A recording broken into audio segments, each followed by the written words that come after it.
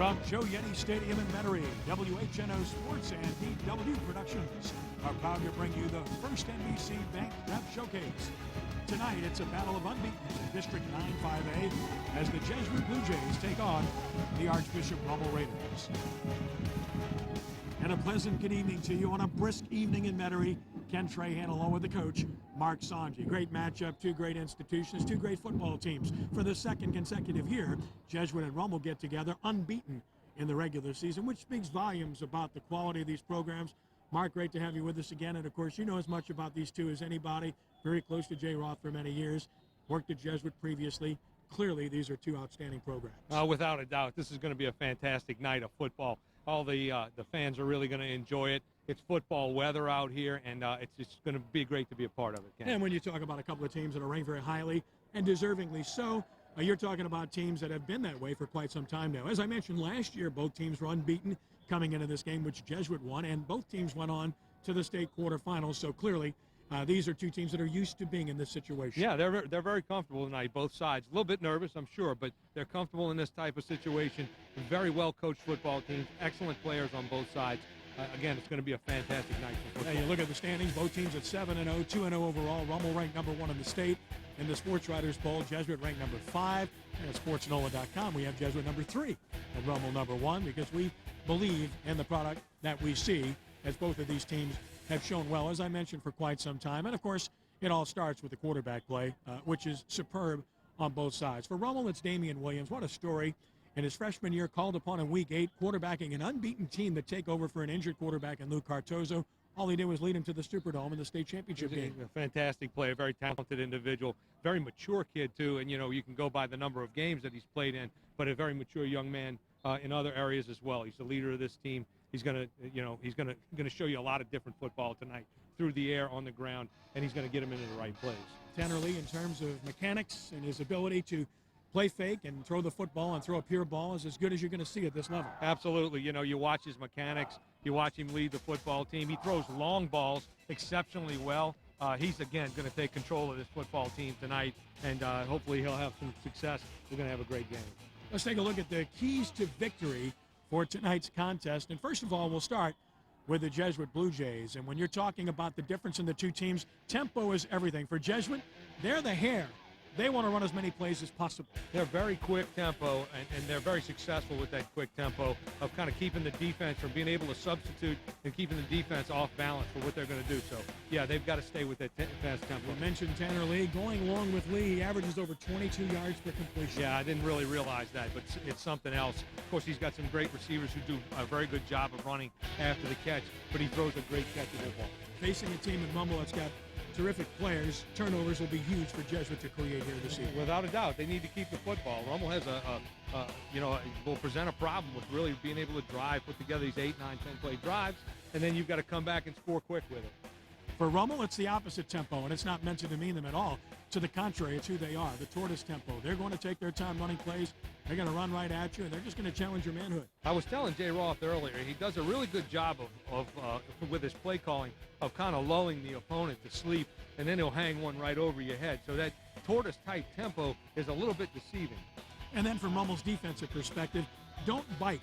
And that's all about not giving into the play fakes and allowing Jesuit receivers to get deep. They're not going to be able to allow these receivers to get behind them. They're going to have to play solid defense. And I tell you, with the film I've seen on these guys, they run really well to the football. So, like you said, don't bite, play your assignment football, and make Jesuit earn it. And then balance offensively for Rummel. Clearly, they've had that all season long, running and passing. They need it tonight. Yeah, they do. They have a really nice percentage of running and passing.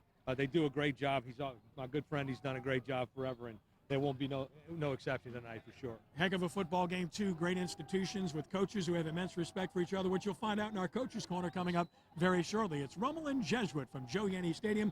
We'll return in just a moment, and you'll hear from the coaches as we get set for a great football game here on WHNO Channel 20.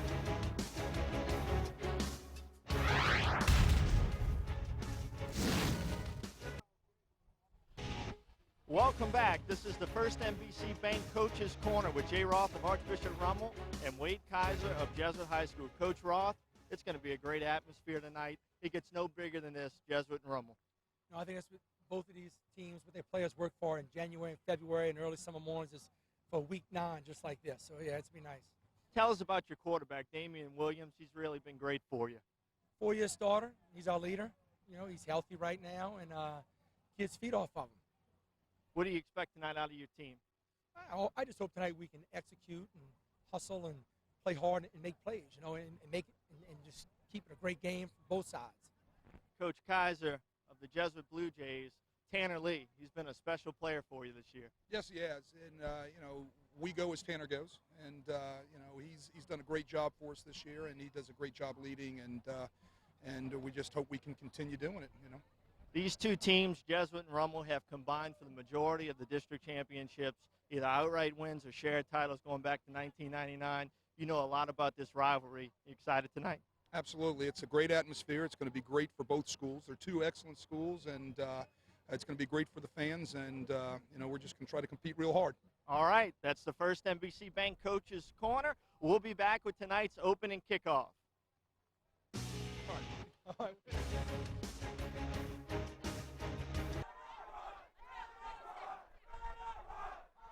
Blue Jays taking the field on a very cool, crisp evening here at Joe Yanni Stadium in Metairie. Temperature at game time 56 degrees, and the wind is out of the north at 15, gusting to 22. Unbeaten football teams, Jesuit and Rummel, here tonight.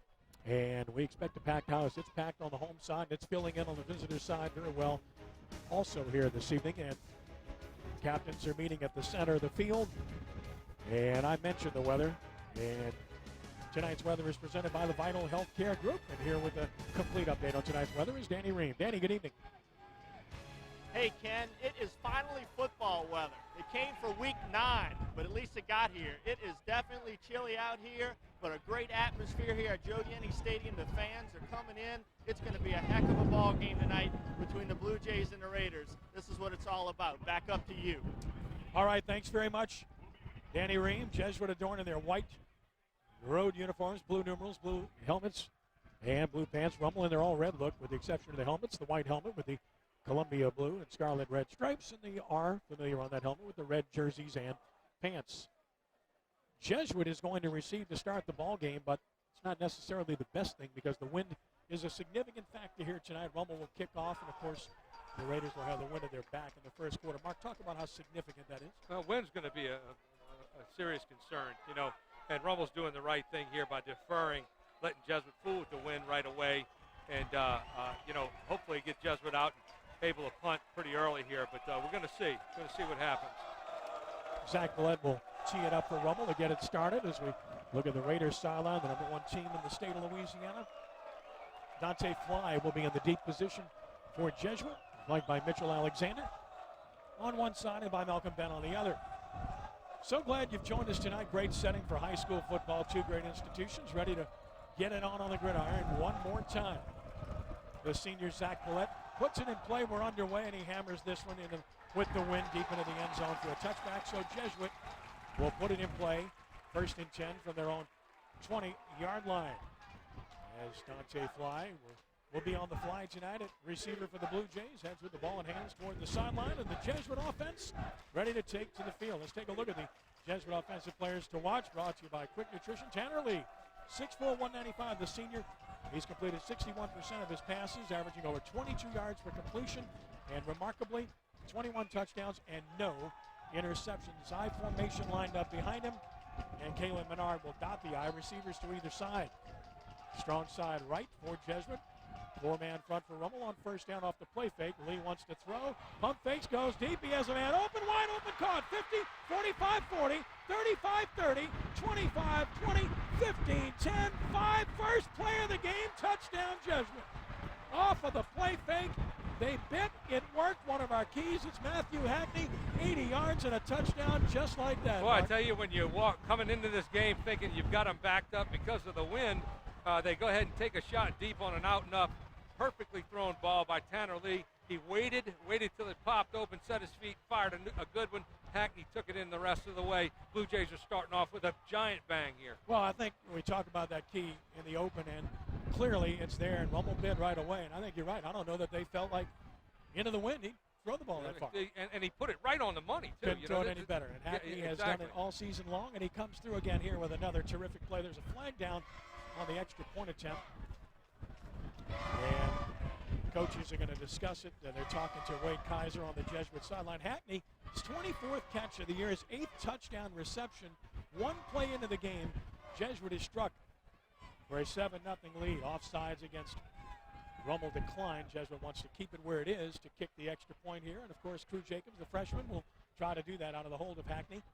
And let's see how Crew deals with this wind here. Even though it's an extra point, he's got it right in his face. Good pass from center. Ball spotted. Nice kick by Jacobs. He's got it through there. So 11:46 to play first quarter. Just 14 seconds in, and Jesuit leads Rummel by the score of 7-0. This is what Jesuit has been doing all season long. Yeah, you know, I really wouldn't have thought that would be the first call, but they stuck with it. It was obviously something they saw on film. And, you know, based on the Shaw game earlier in the year, I hate to keep bringing that up, but they were really adept with the out-and-up routes, putting it on the money, getting behind the cornerbacks there, and no change here. They're going to the air with it. Not much of a drive, as you saw. It took just one play in 14 seconds for Jesuit to get on the board first against a Rummel defense that hadn't given up a point in 3 weeks. So that's changed right away. I tell you, yeah, so they're behind. This is unfamiliar territory for them for sure. And but you know, both teams, like we said in the pregame show, are really used to this kind of an atmosphere right here. Rummel, no doubt, is going to come right back, and they're going to probably throw with the wind a little bit. But again, when you've got the wind at your back and you're throwing it, that also will affect the trajectory of the football. Last year's game, which Jesuit won 42-21, this was the situation. Jesuit scored, went up 7-0. They kicked off into the wind. Rummel did not field the ball. Jesuit recovered, scored, went up 14-0, and that really was the game right there. Yeah. It was pretty even the rest of the way. Yeah, you know, and I'm really interested to see what's going to happen right here. Jesuit does a good job of really spot kicking the ball, putting it into an end or a dead area that's hard to field, and this is a great opportunity to do it here into the wind. Joseph Eustace to kick it off. And again, the Rummel deep men are standing at about the 15-yard line, and that's probably a bit generous, as this kick is not going to get anywhere near there. It's right in the middle. As we talked about, Ethan Carter made a nice catch, and he'll get outside the 30 to about the 33-yard line. That's where Rummel will put the ball in play. Or the 1st and 10 of the Raider offense, which has been very proficient, will head to the field. Jay Roth giving instructions. He runs the offense for the Raiders. Eddie Jacquelard, the defense. 6-yard return for Carter, who did a good job there. That wasn't an easy catch to make. No, it wasn't. And nice stop by Mitchell Alexander on the tackle for the Blue Jays. 32-yard line for Rummel officially. Wide side, left side of the field. Damian Williams, 6'1", 215, 67% completions, and over 19 yards per completion, 8 touchdowns on the year. Lines up in shotgun, wide side, left side of the field. 4-man front for Jesuit on 1st and 10 for the Raiders. Man in motion into the formation. Fake it. Williams wants to throw on first down. Tight end wide open. Down the middle. He's got it. 50, 40, 35, down to about the 31-yard line, and a first down for the Raiders. You can do it, so can we. Well, this is what we talked about in the pregame. First, great job against cover 2 right there, slipping the tight end right up into the seam, kind of stretching him deep.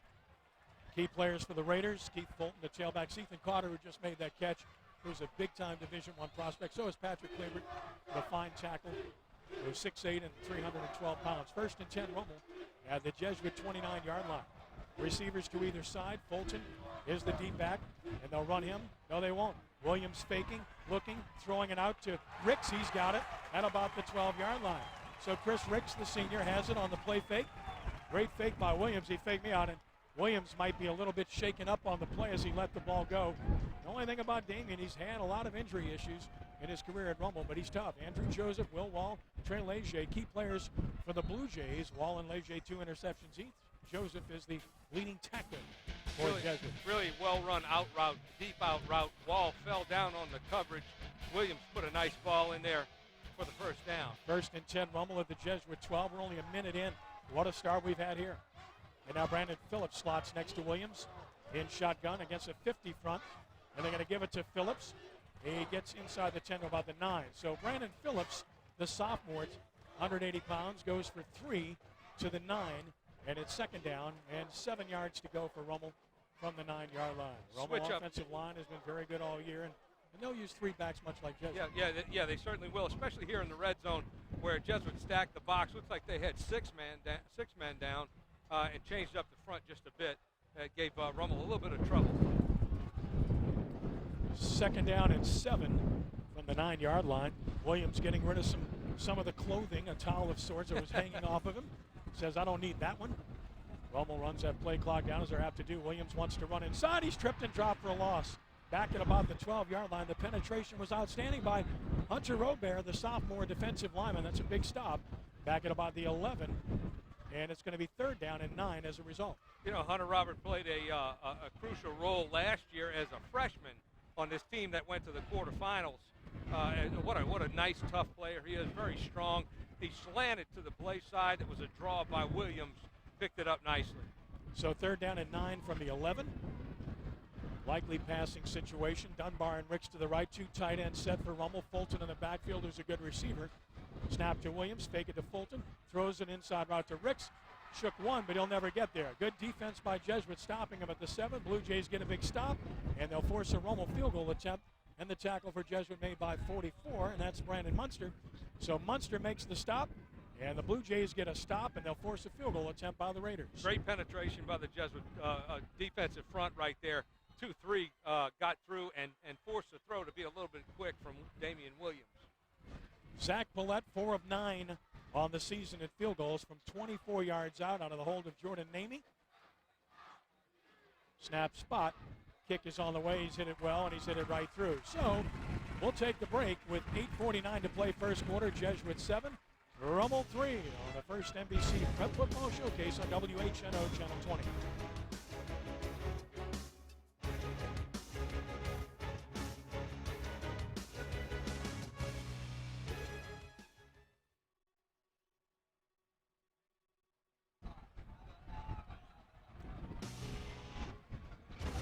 Nice job by the Raiders to answer Jesuit's score. They could not put it in the end zone. Give Jesuit the credit there for getting a stop in the red zone and holding the Raiders to 3. Zach Paulette with his 5th field goal of the season will tee it up to kick it off.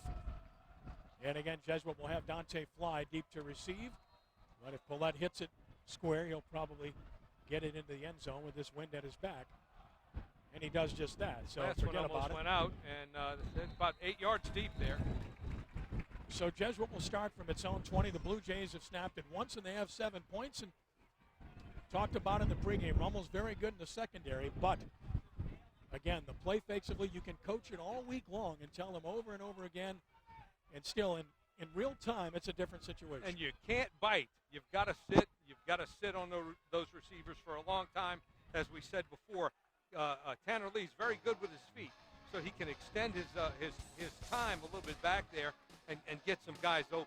Menard, Alexander Creel, key players for the Blue Jays. All good on first down. Run it with Menard, cuts back, finds a little bit of a hole, and fights forward for 5, 6, 7, maybe 8 yards. And if Jesuit can run the ball on Rummel, that's going to be huge because very few people have done that, if any, this year. Yeah, and, nothing fancy so far by the Raiders. Of course, that was only the second play, but I'm used to seeing them slant and stem a lot. Matthew Kennedy and Michael Kennedy, the brothers, have been tremendous. Terrence Jones all over the field, typically speaking. Gain of 7, 2nd and 3. Off the fake Lee. Under pressure from Jones. Jones got him. He's down. Terrence Jones with the blitz, and he's quite an X factor for the Raiders, isn't he? He's the one that I've got my eye on. Just watching the film on him leading up to this ball game, he is all over the place. They do a lot with him. He's a special football player, and you never know where he's coming from. He always stays after the play here. Coming in late right there. There he is. Got Lee by the ankles, and Jesuit's in the hurry up again. 3rd and 5, stretch play. Menard stacked up. Maybe a yard. Rummel is held. And guess who? Terrence Jones to make the stop. He's been bothered by a calf injury the past few weeks. Looks to be moving pretty well thus far. Yeah, nothing wrong with his play so far. And any injury that he's got is certainly not showing up right now, forcing the Blue Jays into a punting situation into the wind. Yeah, this is really where this game could well be decided. The kicking game into the wind on both sides. First things first, you've got to kick the ball low, Mark. You just can't get it airborne. You can't let it hang up there. It'll just sit and drop. And you can see the Rummel. I'm trying to get a number on who's returning this. That's Josh Franklin. Josh Franklin is kind of tight to the line of scrimmage. Charles Graham, a beautiful punt into the wind. Fair catch called for. And he dropped the ball. Dropped the ball, and Jesuit is recovered, I believe. Franklin dropped the ball, and the Blue Jays recover the first big turnover of the game. And Jesuit has it on the fumble punt recovered by Colby Semino, the junior, at the Rummel 46-yard line. A 37-yard punt into the wind. That was a terrific That's exceptional. punt. It really is exceptional. got hung up there in the wind. You can see here, there it goes. It's going to get hung up, and I think it might have taken a little bit of a wobble at the very end, and it looked like he was fair catching it, and I guess he did, just couldn't get a handle on it. Jesuit at the Rummel 46 in great shape, and Lee is in shotgun on 1st and 10 with a 3-receiver set. He'll run it to the right, shook one tackle, and a gain of maybe 3 or 4 yards on the play, and a good job on the carry for the Blue Jays by Bennett Skiro. He's probably the toughest runner Jesuit has. He sure is. Doesn't have the greatest speed. Runs well for a fullback, but they like that kind of cross buck action to him, and they've come up with some big plays from him at times throughout the season. Gain of 4, 2nd and 6 for Jesuit. It's fly in motion across the formation. Lee. Middle. Oh! Incomplete. Very good job by Dontrell Bennett to get in there, get a hand on it, and get a hand on the receiver, because that was another perfectly thrown ball. That was great technique just now. Great technique, because the ball was put right on the money to fly. Bennett with an outstanding job defensively, and it's 3rd down and 7 for Jesuit at the Rummel 42. Lee off the fake again, blitz coming, he's in trouble, shook one, looks and throws, incomplete. Well, the pressure was hard, and if you want to stop Lee, that's how you do it. And they haven't, the Blue Jays and Lee have not had to face too much pressure this year. There hasn't been. And this is where you think about going for it, Mark. Yeah, we with talked the wind about that. The way it is, although they punted it well last time and it worked out well, so it looks like they will punt the football. I don't know if you want to give Rummel a short field right here with the success they had that first time they had the first series they had the ball, but I'm anxious to see how they continue to respond to the pressure. Graham with another nice spiral, right to left, bounces sideways, will be down at about the 20-yard line. So that worked out pretty well overall for both sides. Rummel got a stop. Jesuit pins Rummel back a bit with 6:14 to play in the first quarter. 7-3, Jesuit will take the timeout. This is the first NBC Prep Football Showcase on WHNO Channel 20.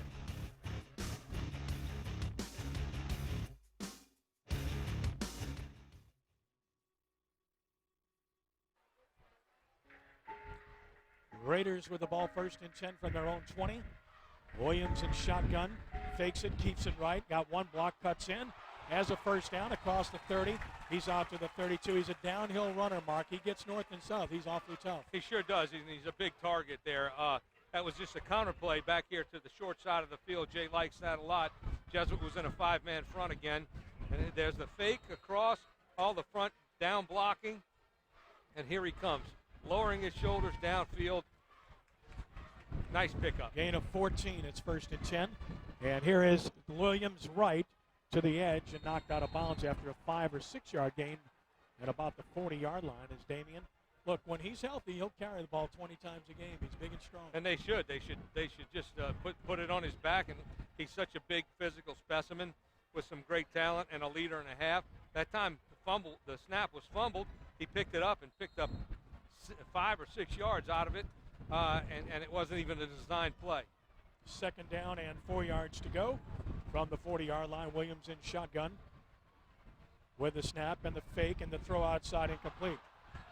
It's an incomplete pass, signaled immediately. Fulton didn't catch it. Tried to get him in isolation out there, but it wasn't real good spacing on that play. No, there wasn't. And they're trying to stay away from this Jesuit defensive front, which could cause a lot of problems for them with all the movement that we've talked about week after week. Watching Jesuit up front just really, stem and slant and blitz like they do, and they do so well. So here's the conversion down, 3rd and 4. Fulton will be the running back behind Williams, who's under center this time, with receivers to either side. Against a 50 front, off the fake, Williams wants to throw an out route. It is caught in traffic. First down, nice throw. Ricks with the catch and tight coverage applied by William Wall, but can't stop that. It's just a well-thrown ball. No, and he's getting rid of it very quickly. If you watch, he sets his feet right away. He knows exactly where he's going with it. Here it comes. There's the snap. Quick fake, feet set, and he's throwing on the break. Very, very well executed play. And like you said, into good coverage. And that's a setup call, isn't it? Setting up the out and up eventually, right? Out and up, stop and go, something like that to get behind him. Jesuit's been in a cover 2 and cover 4 so far, and looks like it's going to be cover 3 on first down here. From the Rummel 46-yard line. Snap it. Williams wants to throw again. looking deep from Migliore, and it just sailed on him, incomplete. Tried to fit it in the seam.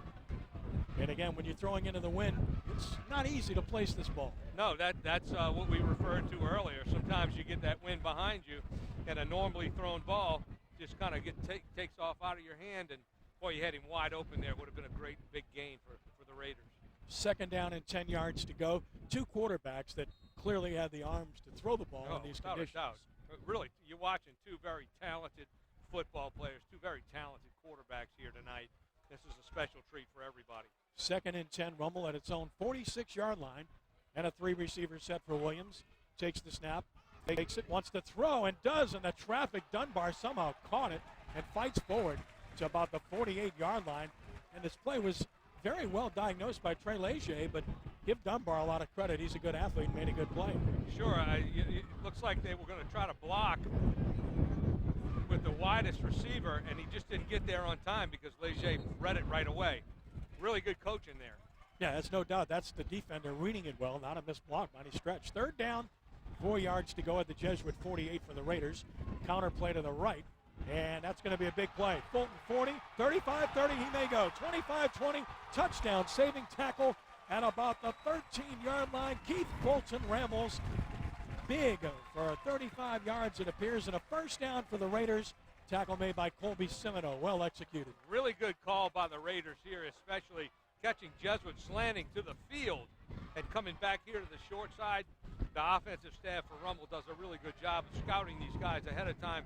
And again, a great touchdown-saving trip up, I guess you could say right there. Rummel threatening right now. At the Jesuit 13, they've been here before. Jesuit stiffened last time around. First and 10 at the Jesuit 13.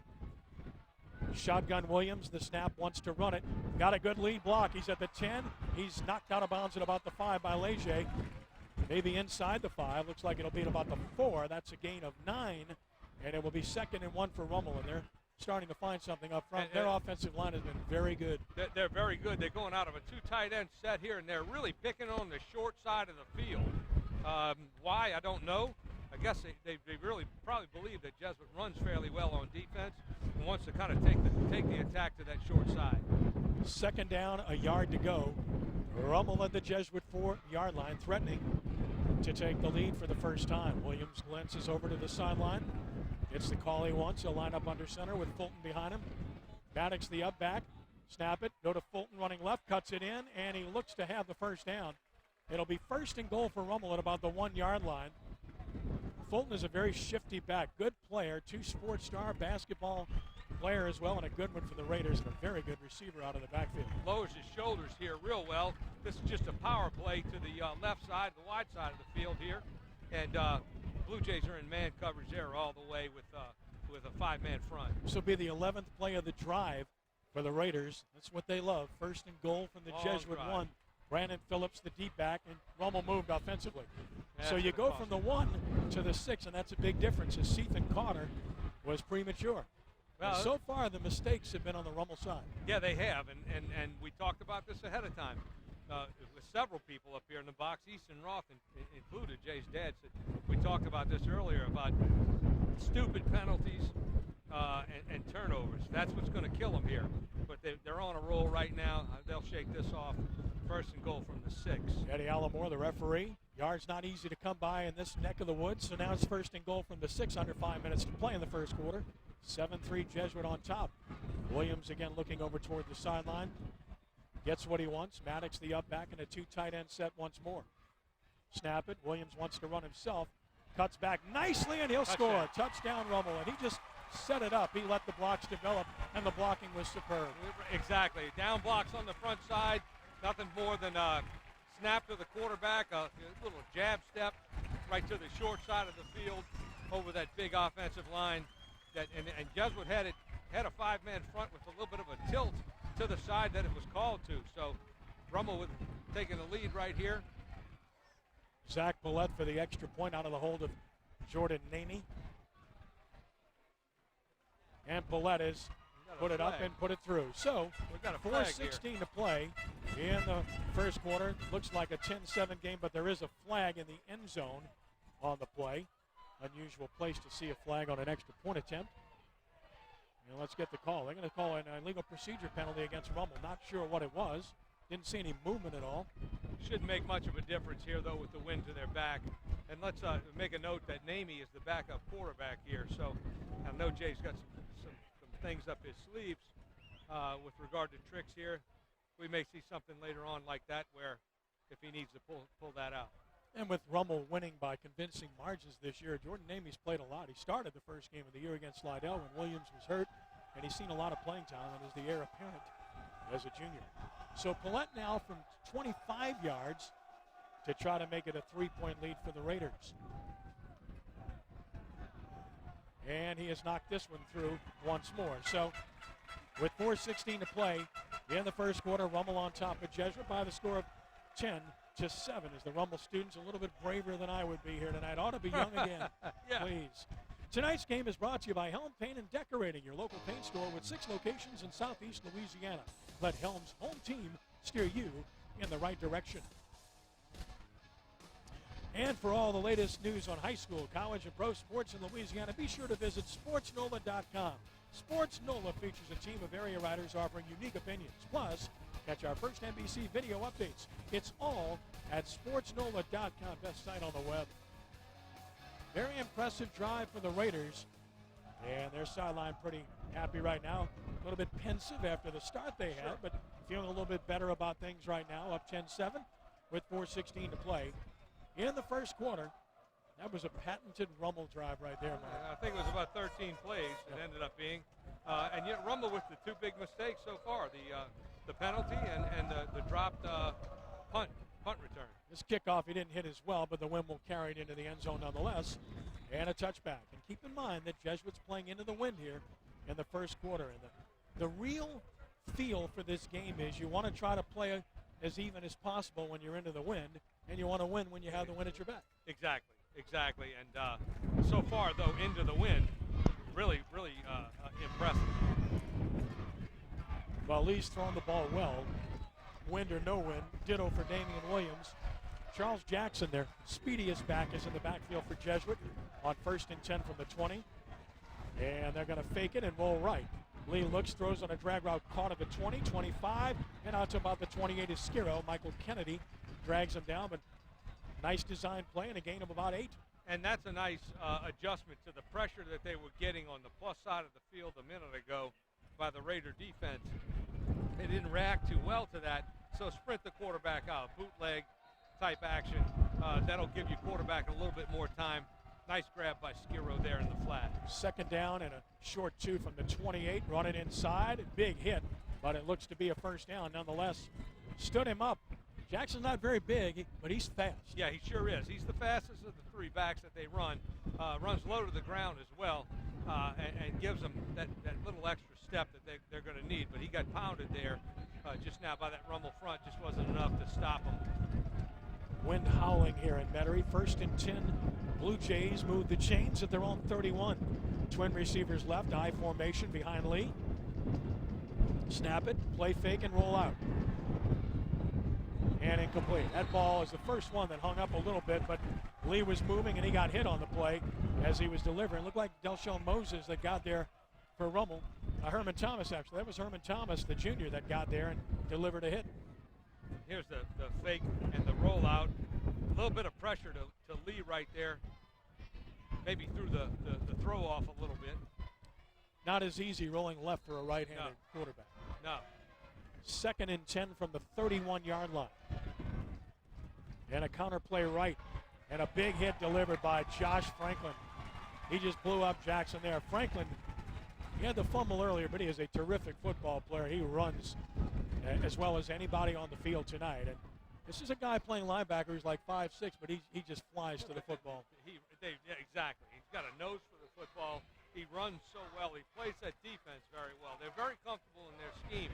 You know, what I haven't seen them do is disguise anything up to this point, and that's been their staple all year. 3rd down and 9. Jesuit at their 32. Lee, shotgun to throw under pressure. He's hit. He got it off, incomplete.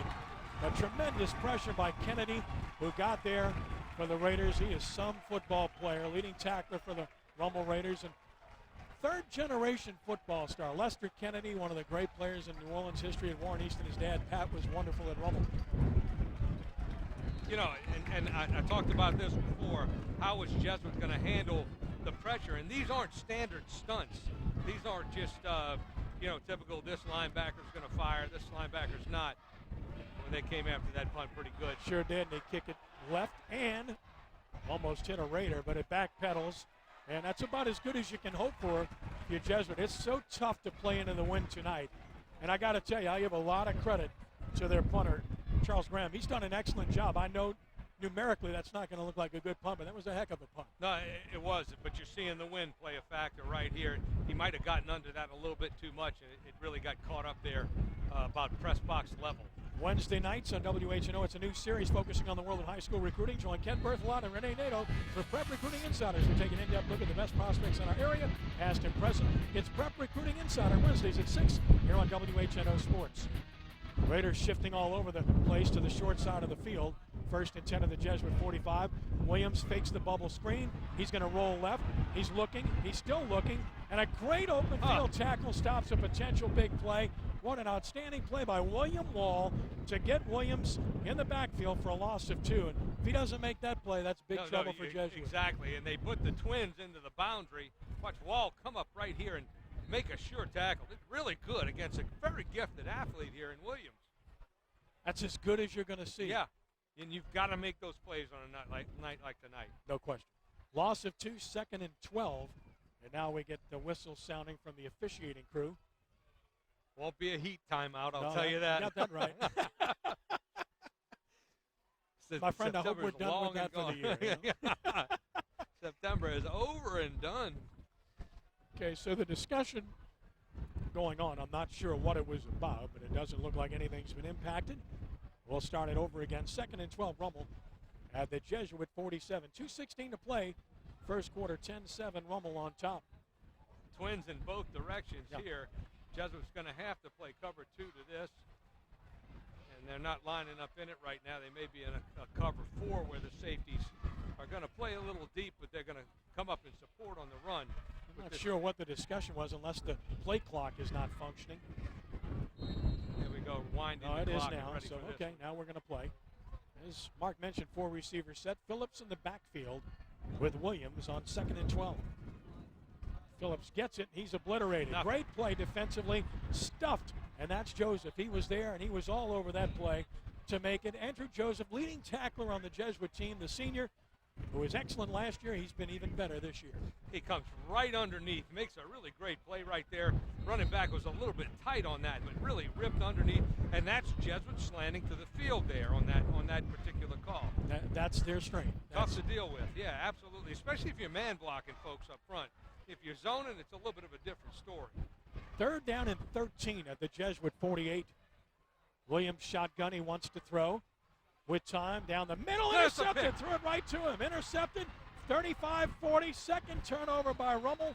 And this one comes in the form of an interception. He threw it right to Josh W., who comes up with it and returns it to the 42-yard line. A 15-yard return. And the mistakes continue to fall the way of Rummel in this game. Here we go with the Williams going to set back here and set his feet nice and tight. Whips the ball right out there. Looks like he overthrew his intended receiver, W, right there on the spot with nobody behind him, and a really good situation for the Jays to be in. You know, in this sudden change type situation, look for Jesuit to get to try to go up top again here. I would think that's going to be their call here. Matthew Migliore was the intended receiver, but tight coverage, ball nowhere near him, and W. Another 2-sport star comes up with a basketball player for the Blue Jays. 1st and 10 Jesuit at their own 42. Lee off the fake. Will throw and look out. That's incomplete. That was one floating out there. It is not easy to throw the football tonight. No, it's not. You know, and I commend him for trying to go to something deep here. Anytime you have a sudden change, you get that defense coming out there unexpectedly. There may be a miscommunication in a call. Not enough guys getting on the field. You go deep quickly, but that ball had no chance. Dontrell Bennett of Rummel the closest to the ball. 2nd down and 10 yards to go. Blue Jays at their own 42. I formation. Man in motion is Fly.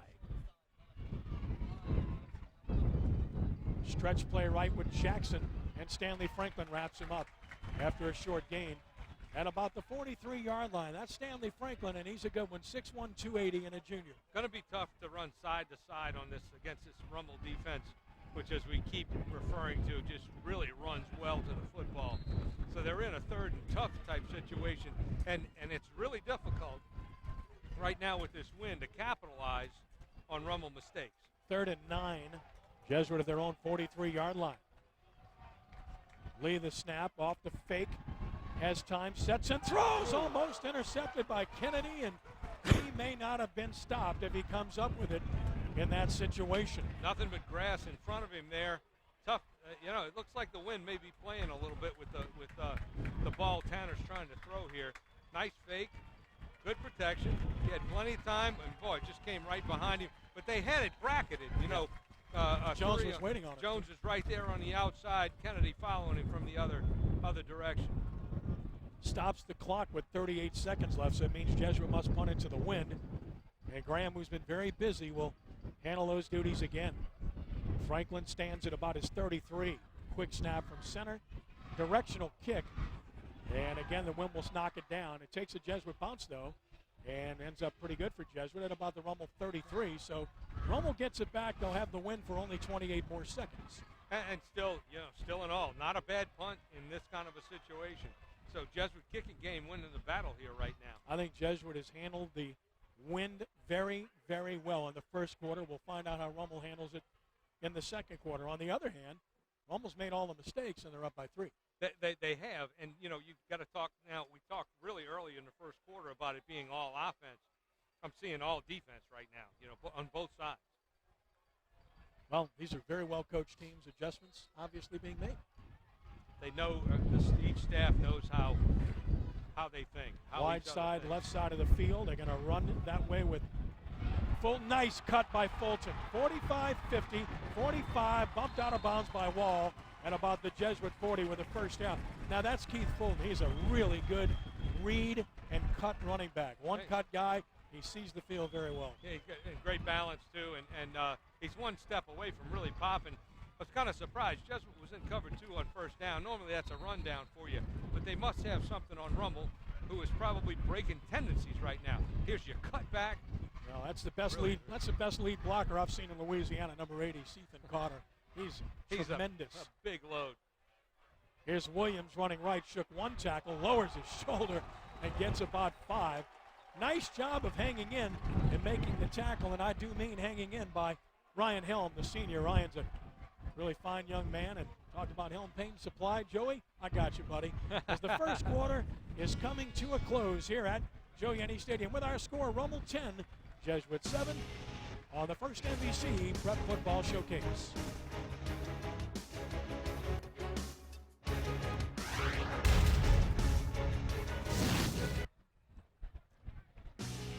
Second quarter of tonight's game is brought to you by EX5, the ultimate sports drink, distributed by Southern Eagle. And the first NBC Bank Prep Showcase returns this Sunday as the San Rummel Raiders take on the Brother Martin Crusaders in another District 9-5A game. Catch all the action on our tape-delayed broadcast this Sunday at 1 p.m. on WHNO Sports.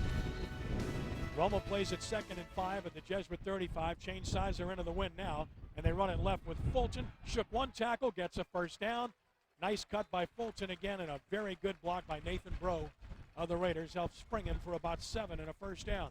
Rummel is the better pure running team, so they would seem to be better equipped to deal with playing into the wind. Got more weapons, as a running team. They're really big up front. The backs are pretty good size. Really great lead blocker, as you mentioned a second ago. And Jesuit, even in a 5-man front right there, couldn't stop that. Total yards in the first quarter, 171 Jesuit, 107 Rummel. A lot of that yardage for Jesuit on that first play of the game. Just like last week. Very much so. 1st and 10 Rummel at the Jesuit 28, Williams in shotgun. They'll just run it to the right. Got a good lead block. Gets a seal block, 25, and a really good tackle in the open field. Will keep him to a short game. Ball came out. Looked like he was down already on the play. If forward progress was stopped. Should have been down. Yeah, he was. The play was over. But that's a good job of closing by the Jesuit defense on a play that looked pretty good initially. Could have popped, and a credit to the Jesuit defense. They run well also. Rummel in this ace formation, which is too tight, too wide. Here he comes. There's the crackback block. And nice tackle by Leger. Yeah, he just stayed with it, broke him down. 2nd and 7, counterplay right with Fulton, got a block. He looks to make a cut. He's to the 20, and Leger drives him out of bounds just inside the 20. It's going to be about 3rd and 2 for the Raiders from that point. Again, just keep an eye on Sethan Carter. He's an incredible blocker. Well, they put him in that sniffer. We call it a sniffer formation, where he lines up pretty close to the line of scrimmage, and he's acting as a kickout blocker. However, on the first snap Rummel had in the game, he caught that nice ball up the seam against the cover 2. He'll line up as a tight end frequently as well. Rummel's 0 for 3 on 3rd down in this game. Carter is tucked in left, Castillo right. 2 tight end set, 3rd and 2 from the 20. Williams figures to run it here, doesn't he? He will. There he goes. And he'll get the first down and more across the 15 to the 14. Just power football. Rummel's starting to win up front a bit, aren't they? They are, and they're in that ace formation. And with that ace formation, 2 tights, 2 wides, what that does is, from a defensive standpoint, it forces you to balance up. Nice lead block there, about 55. That's Nathan Bro. Really good player. It forces you to balance up your front on defense, and then you can kind of dictate your strong side, your weak side, where you want to go. And this is going to be, it's going to be 7th play of the drive. These have been all running plays, as you might imagine, into the wind. 1st and 10 from the 14. Running with Phillips. Phillips broke a tackle inside the 10, fights his way to about the 8. He's the biggest back, and he's got a great future as a sophomore, 180 and gaining. And he runs strong, and he did so there and gets it down to the 8, a gain of about 6, 2nd down and 4. You know, a couple of things on this. You're watching.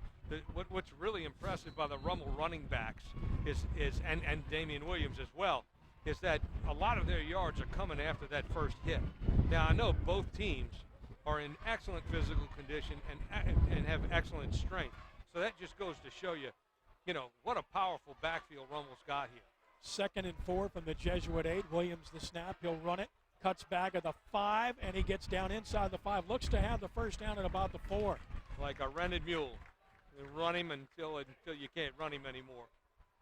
Well, this is the big concern for Jesuit. This is Rummel's pace. Long drives. They might be starting to wear them down a little bit on the front side. Yeah, and they're keeping the other really important thing is, watch him lower his shoulder here. Boom. Boom. It falls forward. He's got such a long body. But it's keeping Tanner Lee and company off the field, which is another huge problem. 1st and goal from the 3-yard line. Fulton is the single running back. Maddox is slotted up next to Williams, who's under center. They usually run to the fullback side. Jesuit stacks that side. They run that side. They cut back. Fulton to the 2 to the 1 and bent backwards. So Jesuit giving ground grudgingly here as he's down to about the 1-yard line. I mentioned that wherever the fullback slotted, they usually run that way. Yeah, they sure do. There's no secret there. Nicely played, though, by the Jesuit defensive front. The linebacker coming off the corner wrong-armed it and forced it to kind of bounce to allow those linebackers to catch up to it. Unfortunately for Jesuit, though, you don't have much field to work with here. It's really at about the 1.5, just inside the 2. We're going to call it 2nd and goal from the 2. Dunbar, the lone receiver, to the right. Phillips, the deep back this time. It is at the 2 on 2nd and goal. Williams. Somebody flinched. That's going to be a penalty. That's false start. Another one on Rummel. So again in the red zone, they hurt themselves. And just when it looks like they're establishing superiority in this game, they hurt themselves. And it drives you crazy as a football coach, I'll tell you that. And you're shooting yourself in the foot against a fine football team. It's going to cost you. If this ends up being a field goal, that's costly. Well, field goal is going to be very tough in these conditions at this end of the field. That's why it's even more important. So if you're Rummel, you're not throwing it. You're thinking 3 downs to score here. Here's your flinch. I believe it's the left guard. Yeah, Jesuit jumped as well. And that could have gone the other way, but the call against Rummel. Here's Williams. He's got a man open. Touchdown. Great call. Perfectly executed. Keith Fulton leaking out of the backfield. That's just a good call and good execution. Great call, and there was a bust by the Jesuit defense. Somebody's got that flat defender. They may have sold out and just sent everyone off the corner because Rummel's been running it so much just right off the side there. But, uncovered man. We'll see if we can get a look at really where it came from. Williams waited for him to clear to set his feet to let it go. He had him from the get-go. Actually, he probably could have run it in also. Here's Paulette for the extra point, and That's it is blocked. Blocked by Jesuit, so Blue Jays got great penetration, and we'll see if that figures anywhere down the road. So with 8:12 to play first half, it's now Rummel 16, Jesuit 7 on the first NBC Prep Football Showcase on WHNO Channel 20.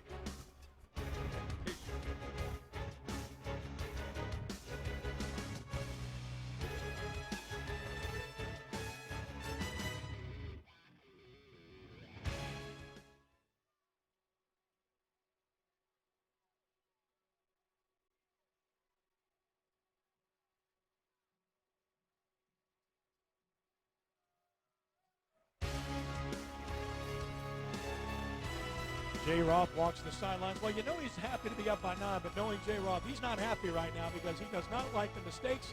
And look at him lecturing his young team. He doesn't like his extra point being blocked either. Looked like an outside guy that got there. He's coaching it right now. He's in that position to step down and make the corner just a little bit wider. Now watch the field position off the kickoff here into the wind.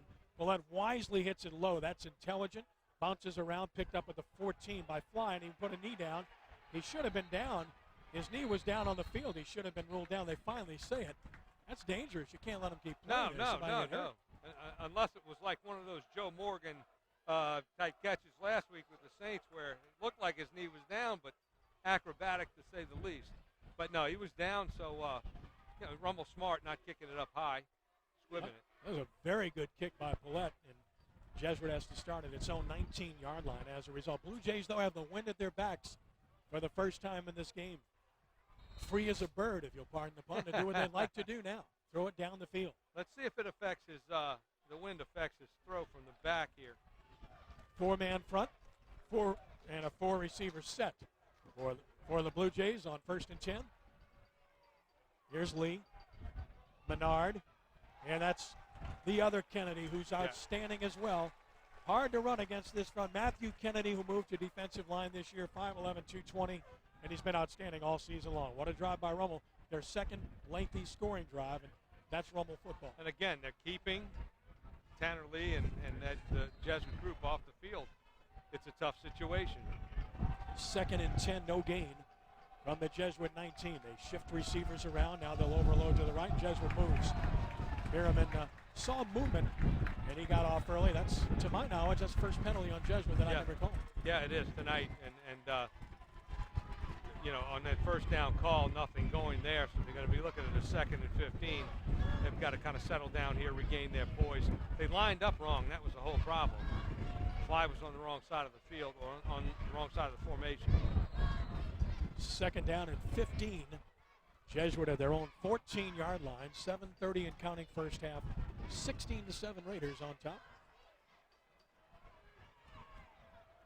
And a 3-receiver set. Hackney to the right. It's man coverage from Bennett. Rummel showing blitz. Jesuit rolls away from the blitz. Lee looking, can't find anybody, just finally throws it away as he gets buried by Terrence Jones. On the spot, right there on the spot. Really good job of playing the middle of that and then coming up, seeing Tanner Lee with his sprint that way, coming up and making putting pressure on him and making a tackle before or right after the ball was released. So looking at a big 3rd down and 15. And Jones is a great story. Mark, I know you know this. He was a running back, a starting running back as a freshman on a team that, had a great season, went to the Dome ultimately, and then he was asked to do something very unselfish and move to defense. Well, and they did the right thing with him because he is all over the place. He is an exceptional defensive football player. Jays 0 for 4 on 3rd down. Here's a 3rd and 15 against the 3-man front. They're going to run the ball against it. And a cutback by Menard. He'll never get there. Look at the wave of red flying to the ball. Guess who? Terrence Jones, who got some help on the play from Dwayne Eugene. They just get to the ball very, very quickly. And take note here, he's on the opposite side of the football, pretty far on the opposite side of the football. He's going to dash right across your screen. There he is. Whoa, look at him close.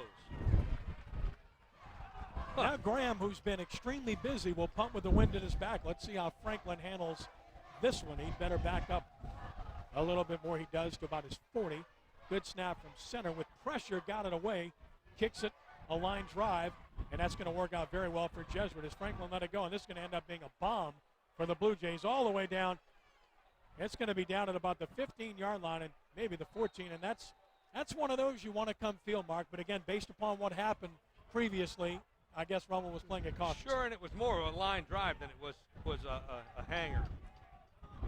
62-yard punt. That will get it done. WHNO thanks Louisiana Lift for their support of tonight's telecast, specializing in customer service on equipment, rental, parts, and training. Louisiana Lift has been serving its customers since 1980. Check them out online at LALift.com or call their New Orleans area office at 463-3400. Worst starting field position for Rummel into the win at their own 14-yard line. Jesuit has them pinned back where they want now. On 1st and 10 for the Raiders, they'll run a counter play to the right and nowhere to go. Stack it up, blow it up, no gain. Jays really have to play some tough defense right here. They cannot give up another 10, 11, 12 play drive right now at this venture in the game. They'll be worn out by halftime. Yeah, Jimmy Mickler on the stop for Jesuit. No gain, 2nd and 10. It's a big series for Jesuit. They get a stop, they're going to get tremendous field position. Without a doubt, and a little bit more comfort. You know, I felt like they were out of their comfort zone, were maybe panicking a little bit on that last series. Didn't have too much to go to. 2nd and 10. Rummel at its own 14. Twin backs next to Williams. First time we've seen that. And a replay on an option to Phillips.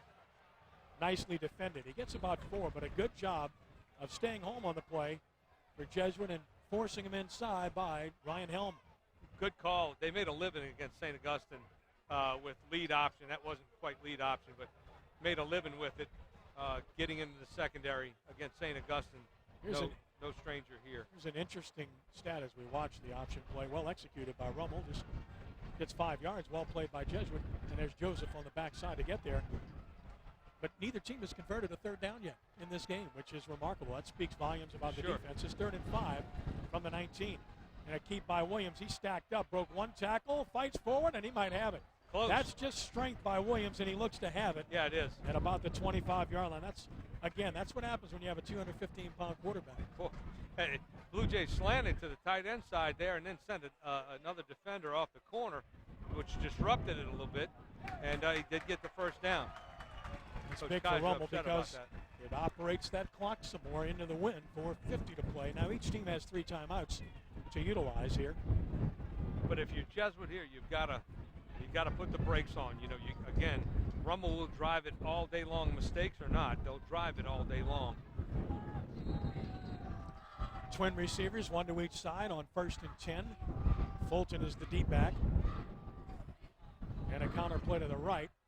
Fulton on a cutback, fights forward for about 4. You know, it's a 4-yard gain right there that should have been pretty much stopped at the line of scrimmage. And it goes back to what we were saying before about these backs after the first hit, really grinding it out and gaining a few more yards. I'd love to know the stat on that. I know Jay keeps it, but hasn't shared it. 2nd down and actually a long 5. Give him 5 on the play at the 29-yard line. Snap it to Williams. Give it to Fulton. Fulton dives across the 30 to about the 32. So picks up 3. It's going to be 3rd down and 2 yards to go for the Raiders as we tick under 4 minutes to play in the first half. And this is what you expect from Rummel, especially going into the win. Sure, absolutely. You know, just keeping it on the ground, not doing anything crazy with it, staying pretty basic. Good stop by the Jesuit front right there. Tonight's Fact of the Game is brought to you by Academic Dermatology Associates, located near Lakeside Mall in Metairie. This year marks the first time Rummel has been ranked number 1 in the state polls. Have been for several weeks now. Rummel now 1 of 5 on 3rd down. Here's 3rd and 2. Williams wants to run it himself, and he gets the 1st down and a lot more, just running through people. And again, Rummel clearly has established the line of scrimmage. They are the better team up front in this football game in the first half. So far they are. You're right about that. You know what? I'm not seeing Jesuit move as much.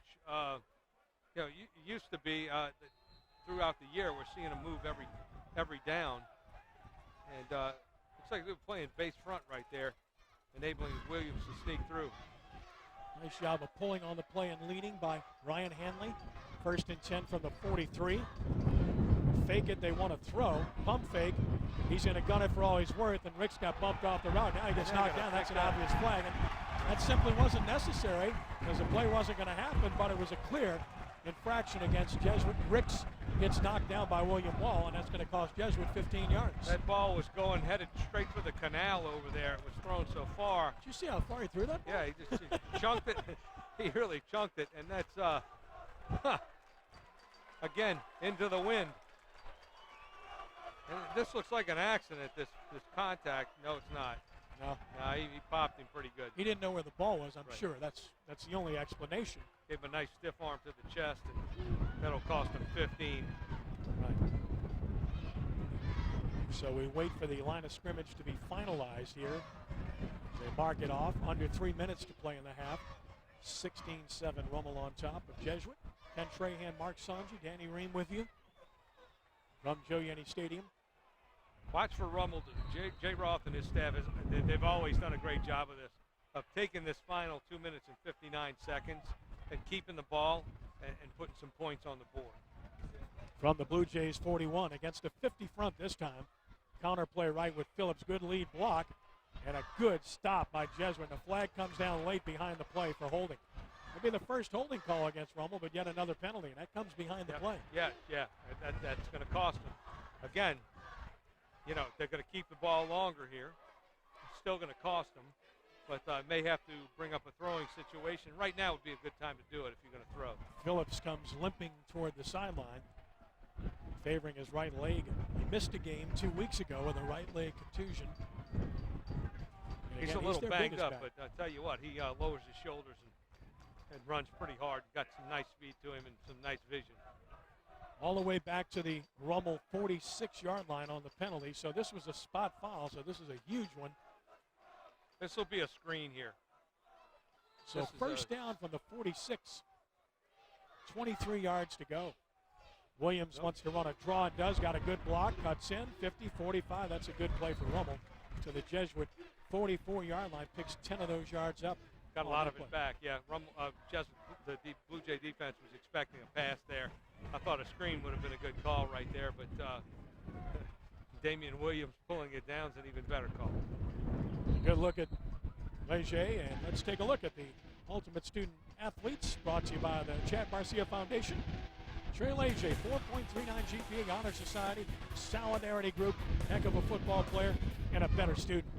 Counter play right, Fulton in trouble, and he's going to be wrapped up for maybe a yard gain. Good job for Jesuit on the backside of wrapping him up by number 44, and that's Brandon Munster, the senior linebacker of the Blue Jays.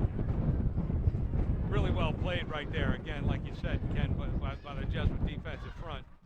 And now the ultimate student athlete for the Rummel Raiders, Patrick Clabbert, 4.55 GPA Student Council, Honor Society, 30 ACT, and he'll be playing Division I college football next year. And a gigantic young man. He's pretty big. Yeah.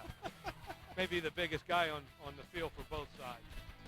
I'm sure he is. It's 3rd and 12 Rummel at the Jesuit 43. Minute 40 and counting. Rummel in no hurry here. They're going to take a timeout is what's going to happen. Jay Ross just letting the clock wind down. Smart move on his part. You got 3 timeouts left, and you really want to shorten this game when you're into the win. Absolutely. He'll take a shot to the end zone here in one of the next few plays. Like to see what he's got up his sleeve right here. Maybe some kind of a rollout and throwback. All right, we'll take the break. A minute 33 to play first half. Rummel 16, Jesuit 7 on the first NBC Prep Football Showcase.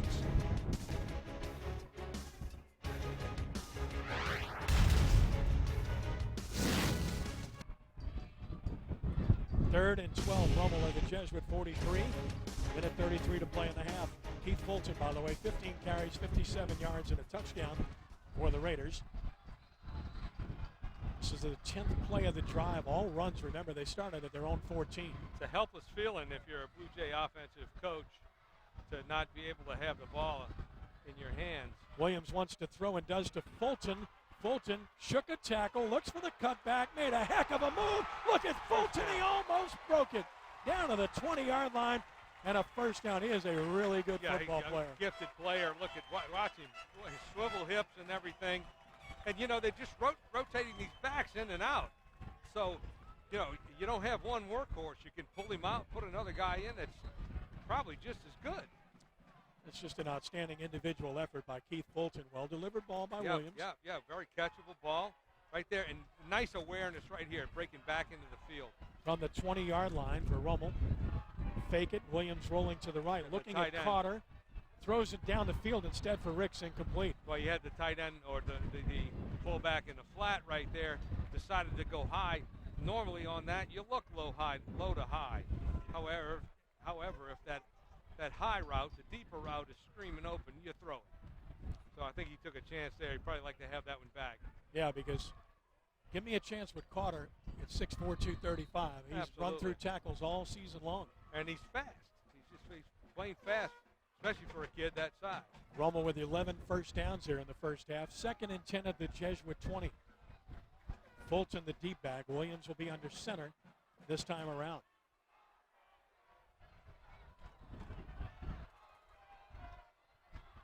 Counter play right. Fulton set up the block nicely. What a cut! Here's Fulton to the end zone. Ball comes out, and then they say he was across. He was not. Touchback, Jesuit ball. Wow! Right as he was crossing the goal line, he's hit and fumbles, and Jesuit recovers. You talk about a game-changing play, and I'd love to see it again. That was awfully close. He did it all on his own, too. Watch, Jesuit fits very nicely here to the counter side. And he's going to make, what a block right there, and that's our man again. Ethan Carter. Nice job. Whoa, Wow. what a nice job right there by, I believe that was Helm again. Yeah, Ryan with the Helm made a strip. tremendous play to get it out with 51 seconds left. Jesuit dodges a tremendous pull. A third turnover for Rummel, and the Blue Jays won't sit on it, I assure you. Lee wants to throw. Has time. Throws deep middle, and he's got Alexander, who gets blown up, but he held on. First down, Jesuit at midfield. Tremendous hit by Dwayne Eugene, but Mitchell Alexander holds on to the 49. That's a gain of 29. 43 seconds left. What a change this is. He took a hit to Tanner Lee did. Mitchell Alexander, we saw take a tremendous hit right there. But Lee sets his feet, knows he's got to buy himself some time, knows he's going to get hit, and throws just a rocket right over on that post route to Alexander. And, Jesuit wasting no time wanting to get points on the board here before the half. No, and the thing about it, aside from the fact that they throw the ball so well down the field, is that it's a team with the wind at their back that the field goal becomes a weapon as well. Absolutely, without a doubt. And they take a lot of pride in their kicking game. You know, it could make it a 16-7 game here, maybe even a 16-14 game here at half without much time left.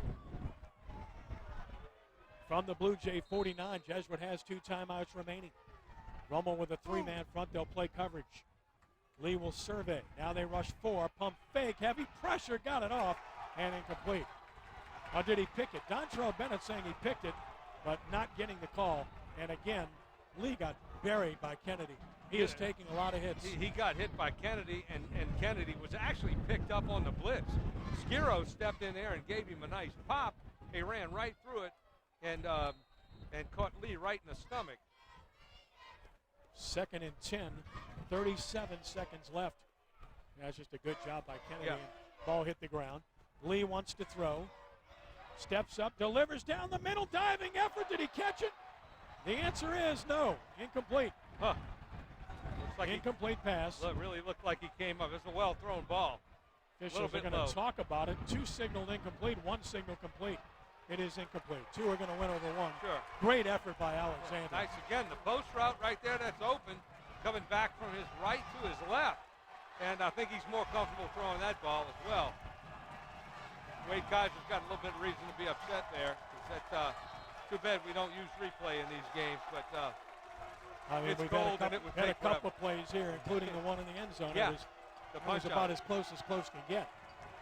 3rd and 10 from the 49-yard line. Lee shotgun. Rolling away from pressure. That's a good idea. Throws down the field and right through the hands. Almost intercepted by Demarius Crawford.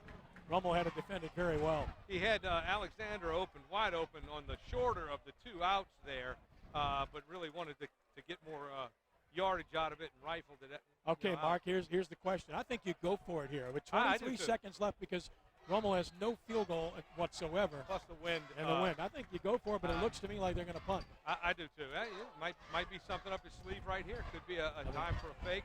You certainly don't lose anything by it. Rummel's been coming after these punts. I would expect they'd play it safe here. They are. They looking are. for the fake. And if you're Rummel, you don't want to feel this punt at all. It's going to be a three-man rush. And they kick it away from the returner, Franklin. It's going to bounce inside the 10, inside the 5. Look at this punt. Nice. All the way down about the 2. So you're going to make Rummel snap the ball twice. And you never know with the way this half has gone. I mean, if you're Rummel, you're kicking yourself in the backside over and over again here in the first half because you've clearly been the better team. But 3 turnovers and penalties have just crushed them. Better team with a caveat of the amount of mistakes right. that have been made. And, you have to give credit to Jesuit for forcing a few of these mistakes as well. Absolutely. And if you're Rummel and if you're able to get rid of these mistakes, man, sky's the limit. 13 seconds left. That was a 49-yard punt for Graham, who has been the busiest player on the field here in the first half. He sure has. Williams under center. You know he's just going to sneak it. You can't take a knee. You're too close to the goal line. So he sneaks it to the line of scrimmage. Let's see if Jesuit calls timeout. It doesn't look like they will. So the first half is going to expire, and the number 1 ranked Rummel Raiders will take a 9-point lead to the break, 16-7 over the Jesuit Blue Jays here at Joe Yanni Stadium before a packed house. We'll take the timeout. Our halftime show forthcoming. And we'll check in with Danny Ream coming back. 16-7 Rummel on the first NBC Prep Football Showcase. You know, they're better. 16-7, Rummel on top of Jesuit. Ken Trahan, Mark Sanju. Let's check in with Danny Ream down on the field. Danny? Thanks, Ken. We're here with Jay Roth, head coach of the Rummel Raiders. Tough first half, 16-7, but your offense is moving the ball nicely. We have. It should be 24-7. You fumble into the end zone. That's very disappointing because a team like Jesuit, you can't give them a 9-point lead. It's ridiculous. We fumble. Absolutely. What's your adjustments at the half? 3 big plays. Get burnt on the out and up. We muff the punt, and we fumble in the end zone. We need to take care of ourselves. Best of luck. All right. Thank you. That's head coach Jay Roth. Back up to you, Ken. All right. Noticeably unhappy, as he should be, even though his team's up by 9, 16-7. Halftime here at Joe Yanni Stadium. It is 16-7, and our halftime show is brought to you by Big Easy Scooters. Big Easy Scooters, proud sponsor of the first NBC Prep Football Showcase here on WHNO. Thanks to Big Easy Scooters for their support. As the masses look on a cool evening, Big Easy Scooters at 3926 Magazine Street in New Orleans. Interesting first half, to say the least.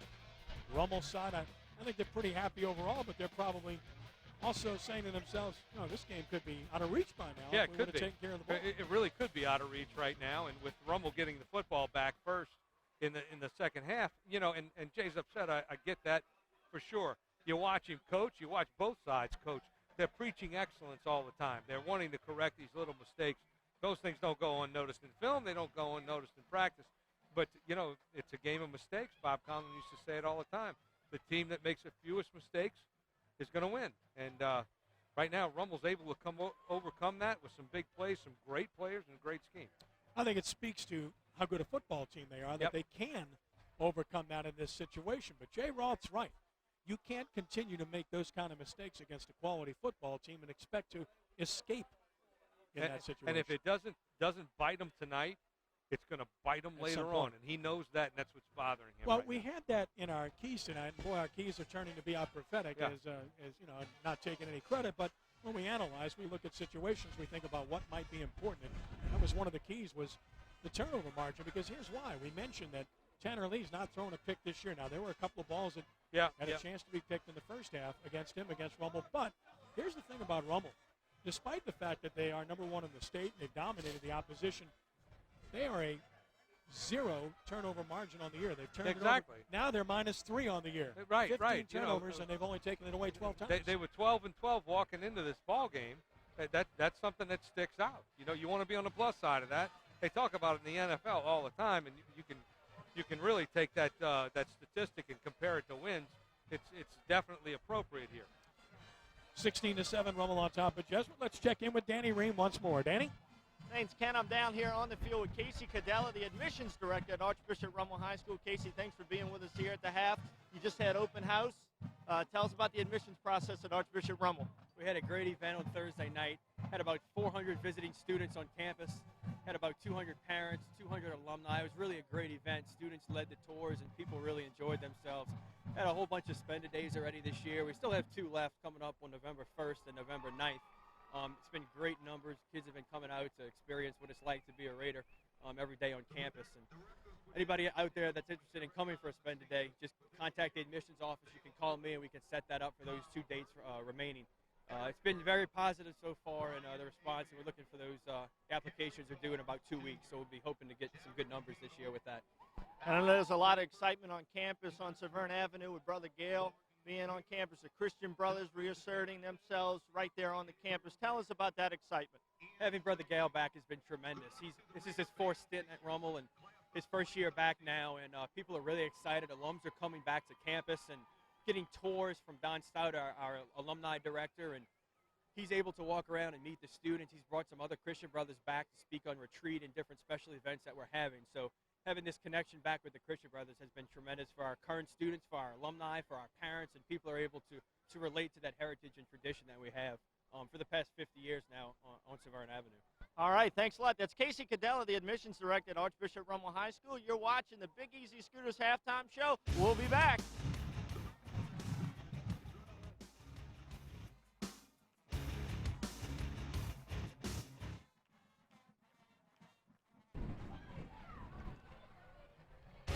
It's halftime at Joe Yenny Stadium. Rummel on top of Jesuit, 16-7. Rummel band performed. The Jesuit band on the field now performing. Ken Trahan, Mark Sonji, and our halftime show is brought to you by Big Easy Scooters at 3926 Magazine Street in New Orleans. Big Easy Scooters, proud sponsor of the first NBC Rep Football Showcase. As the band and the young ladies perform on the field. First half statistics reflect a pretty interesting game. They tell a story, and yet they're a little bit misleading because Rummel dominated this first half of football. Jesuit basically had one play, their opening play of the game, and since that time, they've really struggled to establish anything on offense, whereas Rummel did what they wanted on offense, 287 yards in one half, and yet only a 9-point lead. And the 2 turnovers were killers. Jesuit's got 1 there. And actually, it was 3, yes. There's 3 turnovers for Rummel. You know, the rushing yards for Jesuit, so, 28 yards, that's you're not going to win a ball game like that. And then the 88 yards, of course, you're going to see Lee come out and open up here in the second half. He's got to do that. They're going to have to throw it a lot more. They're going to have to stay ahead of the chains. They're going to have to keep Rummel off the field. They're just holding on to the ball too long. Yeah, halftime stats brought to you by Roser's Fine Dry Cleaning at Kenner. Roser's Fine Dry Cleaning at Williams Boulevard, 443-3231. Thanks to Todd Roser. And there's Port. Of course, just to let people know, that stat is wrong on your screen. It's 3 turnovers for Rummel, none for Jesuit. So that's clearly the case. Want to make sure you understand that to illustrate about how the numbers add up and why the game is the way it is. That's primarily the way it is. It's 3 for Rummel and 0 for Jesuit. Yet that's why Rummel only leads by 9. They'll get the ball first to start the second half. And it's very important. I know we always say the first possession of the second half is important, but I think it's going to be the case on both. Let's look at some of the top plays that we saw in the first half. Here's Williams on the roll here, and pretty good on the move. Really good on the move, and really throws a nice, catchable ball. You know, you can't harp on that enough. Sometimes the ball's just thrown up in the air, the receiver runs underneath it and makes great catches. These right in the hands. And why, here's a nice run right here. This is the fumble. This is the one that is the fumble. He made a great run. Tremendous blocks, by the way. Look at the effort here. Grabbing him by the shirt, punching it out. I mean, that's about as close as you can be because you can't tell the line. Clearly, he was crossing the line, but was he across or not? Not possible to tell by that angle. You simply have to trust the officials for making the call on the spot. Exactly. They're right there right down there on the spot. And terrific effort by the Jesuit defense, not giving up on a play, which would have been easy to give up on because he had nothing but grass in front of him. Second half to come. Very, very high seed in the district championship, certainly on the line. Here to come in the second half, it's Rummel 16, Jesuit 7. A timeout, second half coming up when we return from Joe Yenny Stadium on the first NBC Prep Football Showcase.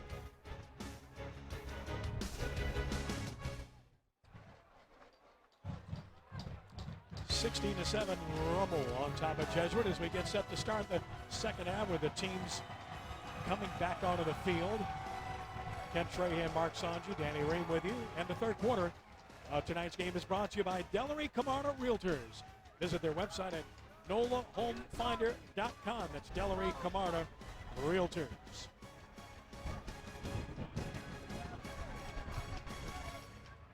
Monday nights on WHNO Sports. Join us for Sports Nola TV. Brian Alley Walsh and Torrance Small join me each week to break down the Saints college and prep action. That's Sports Nola TV Mondays at 6 here on WHNO TV. Second half getting set to begin, and again, wind will be a significant factor, and you got to make hay when you've got the wind at your back. Ironically, Jesuit scored into the wind, the only opportunity they have. But I think you were right on it. I think that was largely a case of not only did Rummel bite on the play, but I got to believe they didn't think that they were going to try to go deep into the wind. I didn't think either. We were down there earlier, and it was a tough win. Watching the quarterbacks deal with it, the kickers deal with it. It's a tough win to throw into, but Tanner-Lee made it look pretty easy. Jesuit will kick off to start the second half, but they will have the wind at their backs. Rummel will receive. So, again, this game is still for the taking. Joseph Eustace will kick it off, and again with the wind at his backs. Good chance to get it into the end zone. Joshua Franklin will be deep to receive for Rummel. Yeah, you know, and at halftime, we saw Jay Roth before going into halftime. You know, he's really concerned at this point. This is a tight football game right now, and it really shouldn't be had Rummel taken advantage of its opportunities and not made so many mistakes. Rummel's two biggest wins of the year against St. Augustine and West Jefferson, they separated themmselves before the half with scores. Yes. And almost did so here, but did not kick off into the end zone. That is a touchback as anticipated. And Rummel will start from its own 20-yard line. The Raiders' offense with 287 yards in the first half. That's about as potent as you can be, but only 16 points. That's a full ball game worth of offense. Now, you know, Jesuit really needs to tighten up defensively right here. Make something happen. At least stop with the bleeding, you know. So 1st and 10, Rummel at its own 20. Two wide receivers. This time they've got Carter lined up as the up back to the left. You know they're going to run behind him if they run. And they do, pitching it that way. Gets a good lead block, good tackle at about the 25-yard line on Fulton. He picks up about 5. And a good job of getting to the football by Colby Semino, who's played good for Jesuit. Still a gain of 5, and it's 2nd and 5. They're picking up 5 on first down, looking into a second and medium situation, and they can dictate, watch the lead block here, something else. Staying attached. He's the best I've seen in a long, long time, and I say that unequivocally. I watch games all the time, and he just stays on those blocks. Stays on them. That's the thing, staying attached. 2nd and 5, man in motion right. Williams on a cutback. Made a good move. Look at Williams. Great block. Another cutback. They can't get him on the ground. Damian Williams, like a man possessed, to the 49-yard line. 24 yards and a first down, Raiders. They had him dead to rights, and he just kept churning his feet. Something else. 24-yard gain. Here he comes. The fake, pulling it right back down. He's got really great vision. And look, he stopped on a dime and turned it right up the field. It's just a heavy dose of what they were having success with early on. Rummel at its own 49-yard line. Again, Carter the up back. And that's a change from the first half. We'll talk about that. Here's Phillips. He's stacked up, but he still fights forward for about 3. Well, that's your chance if you're Jesuit to stop him, 2-3 yards on first down and put him in a second and long situation. But a second and medium, tough situation to stay out of. Give him 2. It's 2nd down and 8 from the Jesuit 49. And again, Carter was lining up at tight end in the first half. Now they've got him lining up in the backfield. Talk about the difference.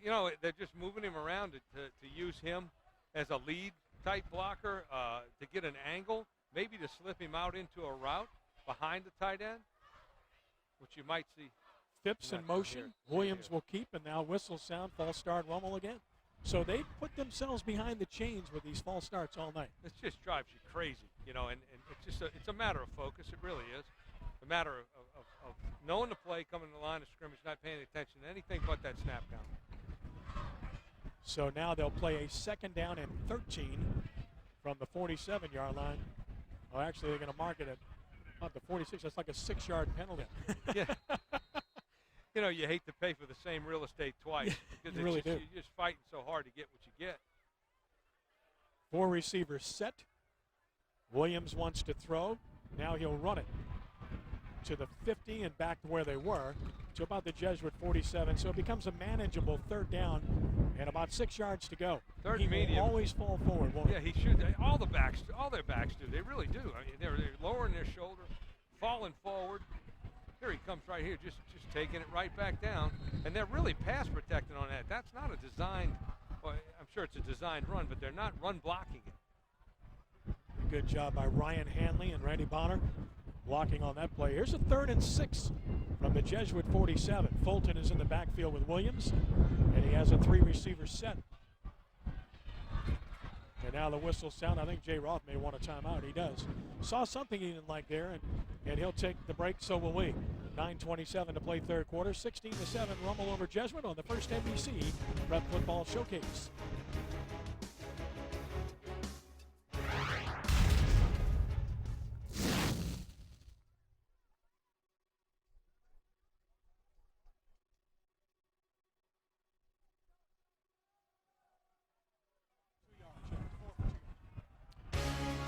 Kent Trey and Mark Sanji, 3rd and 6. Rummel from the Jesuit 47-yard line. 9:27 to play here in the 3rd quarter. And Jay Roth called a timeout. Leaves him with 2. What purpose was that for, Mark? I think the way it looked like from up here was that they had the wrong personnel in, or they were lined up in their formation wrong. And you can't do that. They didn't have enough time on the play clock to get it off. As a coach, you hate to use timeouts early, but you don't want an abortion there, do you? You don't want to be in a bad play. You know, we believed in that growing up. You want to stay out of as many bad plays as you can. And Fulton in the backfield with Williams on 3rd down and 6. Damian steps up. He'll throw to Fulton, who caught it. Can he make someone miss trying to get to the corner? The answer is no. Great defensive play. That's a terrific defensive play for Jesuit in the open field, and that's what you have to count on. Jimmy Mickler is there to make the play, and that's a terrific play. The Jays baited him into throwing that. There was a curl route behind it. Linebacker sank underneath it. Mickler did. Sank underneath it and forcing the shorter of the 2 throws. That was the play before the false start that really stopped Rummel's drive here. Yeah, really the penalty killed him, and now Zach Paulette has to punt into the wind for the first time today. So let's see how he deals with this. Alexander is deep, and he wisely kicks it low. It's a smart kick. It's going to go sideways, and that's a really good job by Paulette. It's going to be down at about the 17-yard line. That's what you want to do. Kick it low and away from the receiver. Kick it low, away from the receiver. Let it roll. 29-yard punt, no return. Jesuit gets it for the first time in the second half, trailing by 9. If you are interested in purchasing a DVD copy of tonight's game, send an email to prepdvds@aol.com. A representative of DW Productions will contact you with more information. Jesuit with the win at their own 17 with a 3 receiver set. Lee in shotgun. Single back with him. Draw play. Nice cutback. Stood up by Kennedy, and look at the red shirts come. They just run to the football as well as anybody you'll find. They sure do. They sure do. That's a great example of it right there. And counter's the way to go. You know, get them flowing in one direction, come back the other. But they've just really got enough speed to come back. And that's an acceptable 4-yard gain on first down. Make it 2nd and 6, and it keeps the defense honest. Yes, absolutely.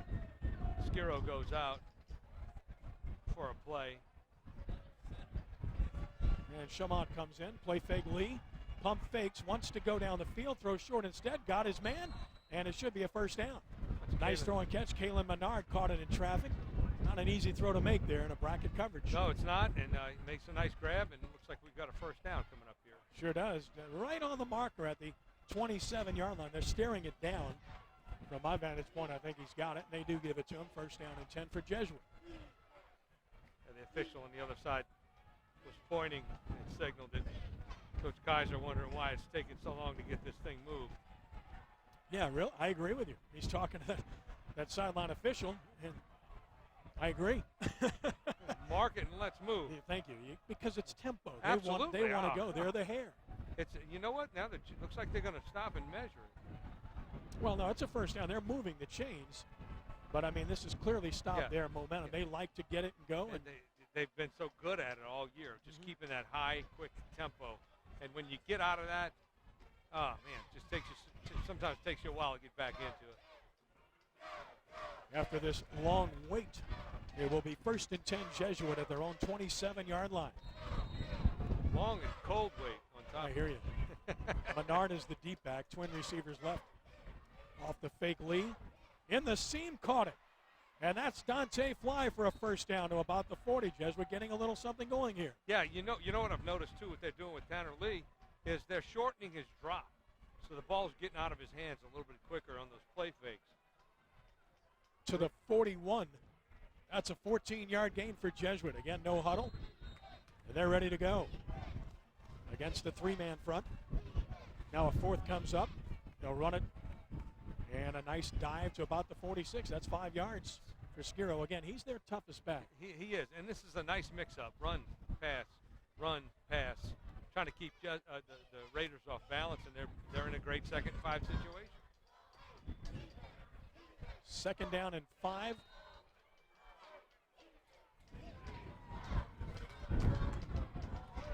Off the fake Lee. Got him going one way. Looks, he's going to throw down the field, and Bennett knocks it down. Play. What a play by Dontrell Bennett. Intended for Fly. That's just an outstanding play. He actually came across his body with his left hand and put it out in front. Jesuit ready to go. They're on the ball, 3rd and 5. Rummel needs to hurry up and set up defensively. They're not ready. Snap on 3rd and 5, Jesuit 0 for 5 on 3rd down. Can they get a conversion here? Rummel sending some heat. They're coming. In trouble. Got away from one. And he's going to get the first down and more. What a job by Lee. Out of bounds inside the Rummel 40. That's all Tanner Lee. Great play right there. Rummel sent 7 that time. 7. Jesuit didn't have enough to pick it up. Lee did some magic with his feet. Sidestep. No throw there. Headed to the near boundary and picked up the first down. 17 yards. Easily the best sustained drive Jesuits had in the game. And the first 3rd down conversion for the Jays tonight. Indeed. At the Rummel 38 with the I formation. Running play into a stone wall as big Mr. Franklin is waiting on him and throws him straight to the turf. No chance there for Kalen Menard. When you look at Franklin, he's all of 280, and he's a junior. He blew that up right away from his nose guard spot right there. 2nd and 10 at the 38. Single back. Running play. Dragged down by Kennedy at about the 35. You know, the Jesuit backs really aren't falling forward after that first hit. Credit the Rummel defense for their sure tackling ability there. Michael Kennedy again. We've called his name all night. Number 37. His brother Matthew is 41. His 3rd and 7 from the Rummel 35. Lee off the fake. Heavy pressure. He got it off. Somehow that's going to go the distance. Rummel's going to break it open. This is going to go 65 yards. Touchdown. Henry Tolliver. What a play. That's the first interception of the year for Tanner Lee. 66 yards officially. And again, that's all about the pressure. They read it. It was a great call defensively. Is there a flag? Now the officials are talking about something. I do not see a flag. No, there is a flag down here at about the 24-yard line. There's a flag way back down the field, and if this is on Rummel, you talk about another game-changing play. I tell you, they sent. Here's the official call. Personal foul, Rummel. Is it post-possession or is it pre-possession? That's the question. I think Jesuit's going to get the ball back. I'd love to know what this call really is. Jay Roth is on the field, and he's understandably very upset. Jesuits huddled up and ready to call it's their offense is coming back on the field. Take that interception off the board, it looks like. Which won't be the first interception for Lee of the year. This is a huge call. Did not see what may have happened. Really good call by Eddie Jackalard, sending 2, and this was their 3rd down. See if we can spot anything. Yeah, that's Kennedy with the pressure. Can't see. No idea what the call might have been. May have been after the. Well, It wasn't after that? because No, right, they gave exactly. Jesuit the ball all the way at the Rummel 20, and now a great chance for Jesuit to capitalize on yet another break. And that's clearly a break or a mistake, depending on what happened, and we really don't know. Wish we could tell you, but we're not sure. I'll be looking at the film in the morning to see. First and 10 from the 20. Run it with Menard, and he gets 5 nice to the shot 15. Forward on that, yeah. Boy, that was a swing, huh? Well, you look at this game, and let's be honest. I mean, it's been a one-way game with the exception of one play, but Jesuit has a real chance to win this football game. They're putting a nice drive together here. A touchdown makes this a completely different situation with another quarter and a half to play. And this is the kind of drive Jesuit's been yearning for all night. Their 11th play of the drive coming up. Second and 6 from the 16-yard line. Lee off the fake. Heavy pressure, and they'll blow that up. Rummel's all over this play. And a great job on the read for the Raiders by Demarius Crawford. Boy, he's a good-looking player. 6 feet, 183 pounds, the senior. There to blow it up. But again, the pressure was huge. Eddie Jacquelard's getting a beat on what's going on here and sending an extra defender off the corner to the side that the bootleg's coming to, and it's causing pressure on for Tanner Lee. He's having to get rid of the ball a whole lot faster. Now from the 1939 for Jesuit. Twin receivers to the wide side, single to the right. Menard in the backfield. Got to go to the wide side here. At Looking least that to set way. up your kicker. Throws across his body, and it's caught. Shook one tackle, shook two, but can't shake a third. Fly is wrapped up by Bennett at about the 16-yard line, a gain of 3. So now Jesuit likely will try a field goal. Looks like they're not moving. Here he's calling them on now. Well, Here with they the come, wind, you have to do this. Yeah, absolutely. And with the game as tight as it is right now. Sure. It's a one-possession game if you make this. So 4th down from the 16 and 6 yards to go. And the freshman Crew Jacobs will try the field goal out of the hold of Matthew Hackney. With the wind at his back. Wind at his back, 33 yards, angle left.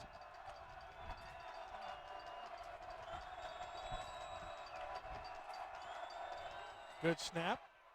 He's hit it good, and he has made it. Good. There you go. So with 3:49 to play, third quarter, Jesuit cuts the deficit to 6 points. It's Rummel 16 and Jesuit 10 on the first NBC Prep Football Showcase.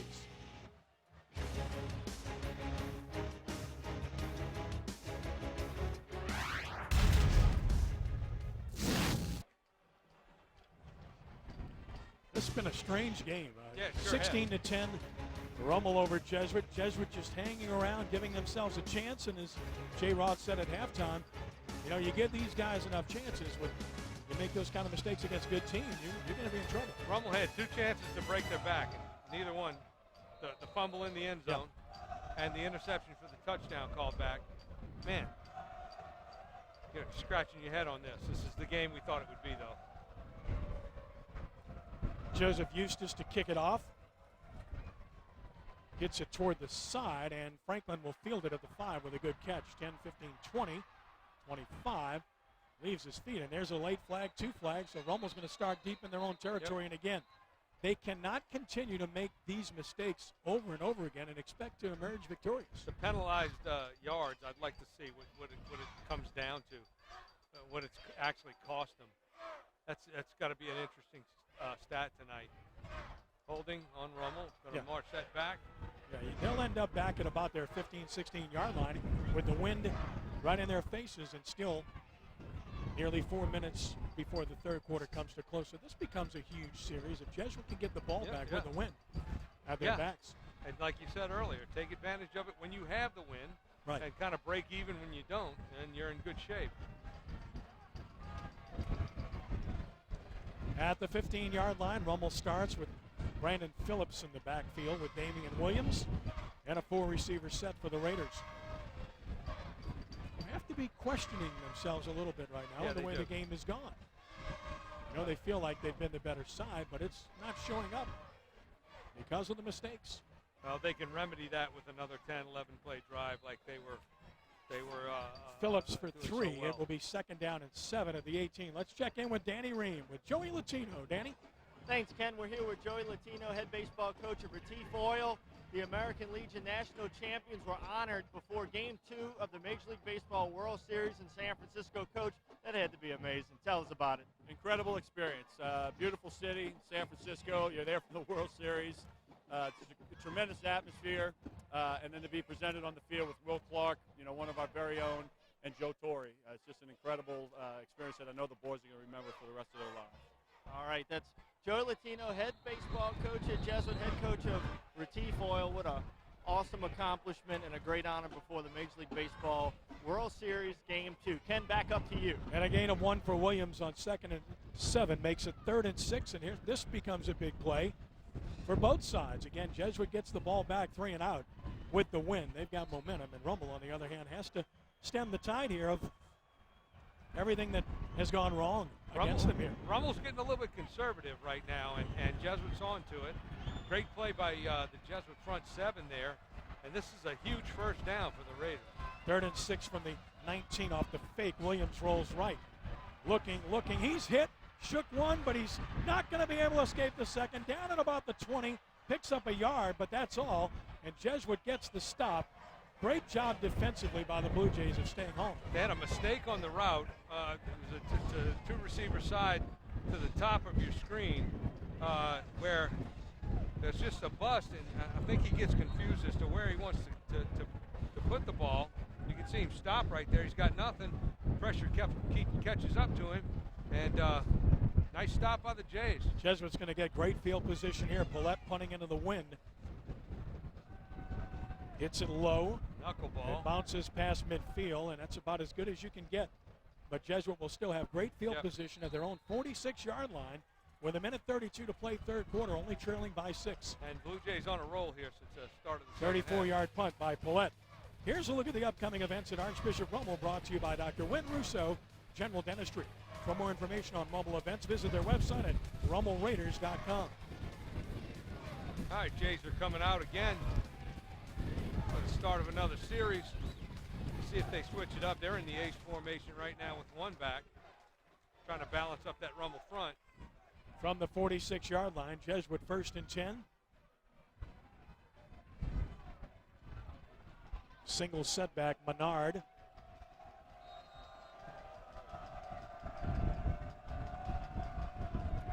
And he'll get the ball running left. Bounced it outside, but no chance. Nope. Stopped maybe a yard. Terrence Jones again, who's some football player. He sure is. Makes He's on the the stop. spot. Gains Johnny it down. on the spot. You're not going to run side to side on these guys. You're going to have to mix it up, maybe hit it in between the tackles, throw your flat route, come back to those post routes that they were hitting before. 2nd down and 9. Under a minute to play in the 3rd quarter. Off the fake. Got away from one, and Lee again makes another good move. You wondering about his mobility? You're seeing it. Very good.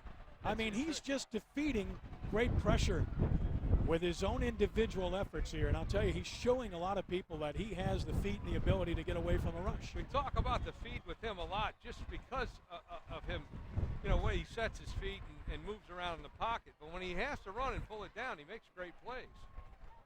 It's a gain of 9, and that's a 1st down for the Blue Jays. Look at that, really good technique on his escape. Moses had the pressure. Menard hit up and stood up by Matthew Kennedy this time, the junior defensive tackle. Jesuit doing what they can to keep Rummel honest defensively. You got to run it some. They haven't had great success, but they're keeping them honest. And Rummel, honestly, kind of leaving Lee alone from a run standpoint. Not leaving someone backside or behind or spying him. He's not the type of player you'd spy, but not leaving someone backside to cover that. From the Raiders' 43-yard line, Lee, pressure again. Outside route is caught by Hackney. Goes to the ground with a 1st down at the Rummel 28-yard line. Good throw and catch. With 10 seconds to play in the 3rd quarter, they keep the wind at their backs. Now, Jesuit ought to think about a timeout here with the wind at their backs. Yeah, and, Hackney, watch Hackney here. He's going to catch it twice and do a really good job here. I think he had a lot more yards in front of him. Yeah, kind of had to go down fall and make back sure to get it. Sure. to grab it. Now, Jesuit's letting the clock run down, and I'm I guess I'm a little surprised. We'll talk about that when we return in just a moment. Third quarter comes to close. It's turned out to be the kind of game we thought it would be. Absolutely. Rummel 16, Jesuit 10. Fourth quarter to come on the first NBC Prep Football Showcase.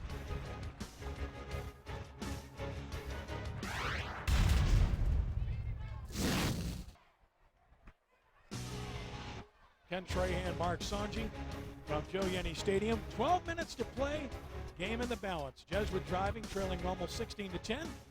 And the Blue Jays will have a 1st and 10 at the Rummel 28, now operating into the wind, but already in good position. Jesuit's not thinking field goal anyway. It's all about a touchdown this way. End at 17-16 if you can. 17-13 won't cut it. And I'll tell you what, the wind is still prevalent, but it's not as strong as it was earlier. It's dying down a little bit, yeah. As I say that, we get a little gust up here, but we're up. We're still feeling it. Sure. Menard is the setback. You have twins to either side. As the fourth quarter begins, Rummel showing blitz, and they'll run Menard into the blitz. He broke a tackle. He's gone. Jesuit ties the game. Touchdown, Menard. 28 yards and a touchdown. They defeated the blitz, and now an extra point away from taking the lead. A great call away from the extra defender coming off the corner. Menard showing some speed there, and a really nice move in sidestepping a would-be tackle. Drew Jacobs now has the opportunity to give Jesuit the lead. Remember, Jesuit blocked an extra point earlier by Rummel. Yep. Those things always come back to haunt you. Yeah, they sure do. To put Jesuit on top. And he has done so. With 11:53 to play, a new leader. Jesuit has rallied from behind to take a 17-16 lead over Rummel. I don't know what else you would expect from these two teams that have played 5 overtime games over the years. Yeah. I've been a part of a few of those. They've been great. Look at that. Nice break of speed there by Kalen Menard. And the fourth quarter of tonight's game is brought to you by Helm Paint and Decorating, your local paint store with 6 locations in Southeast Louisiana. Let Helm's home team steer you in the right direction.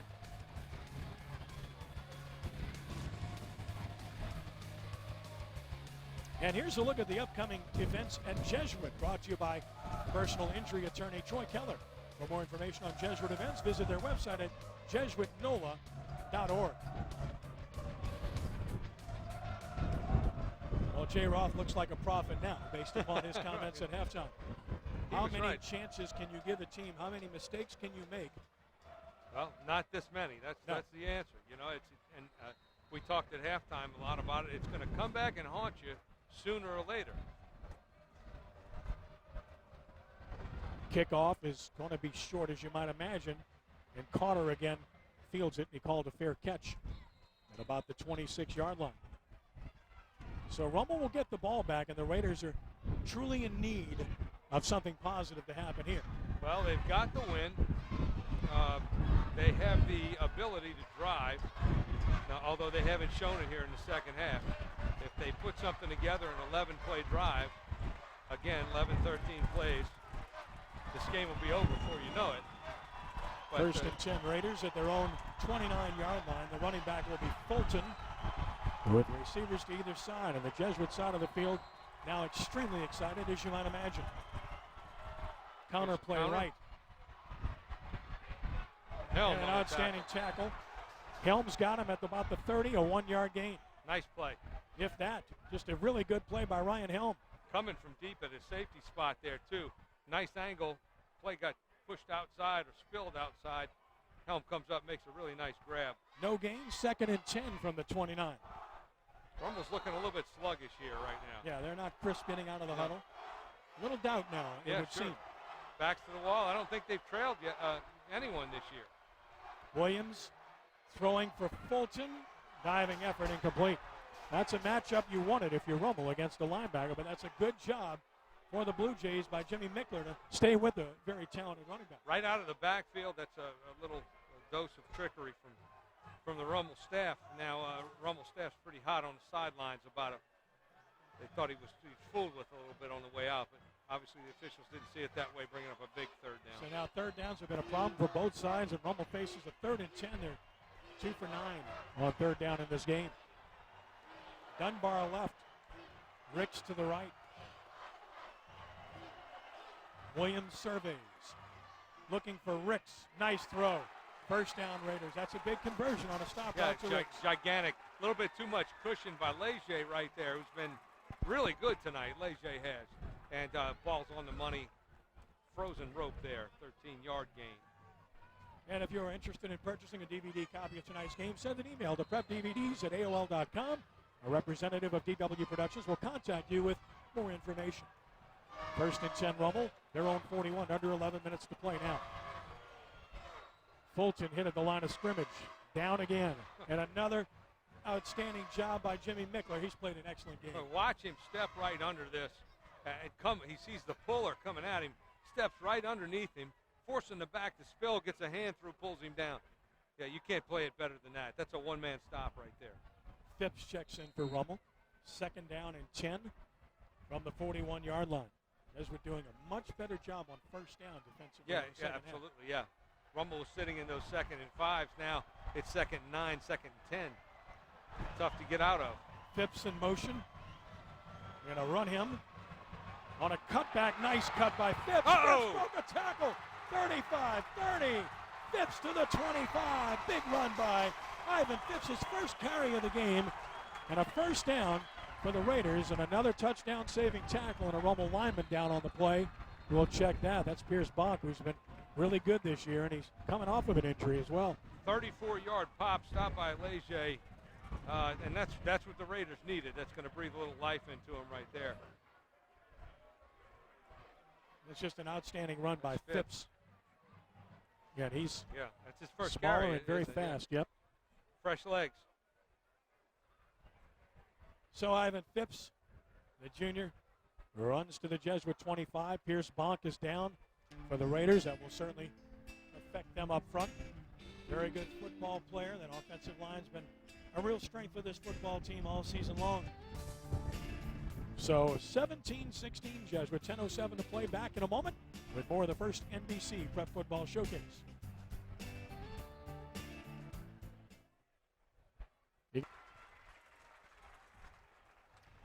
Good news, Pierce Bonk got up and he was able to jog off the field.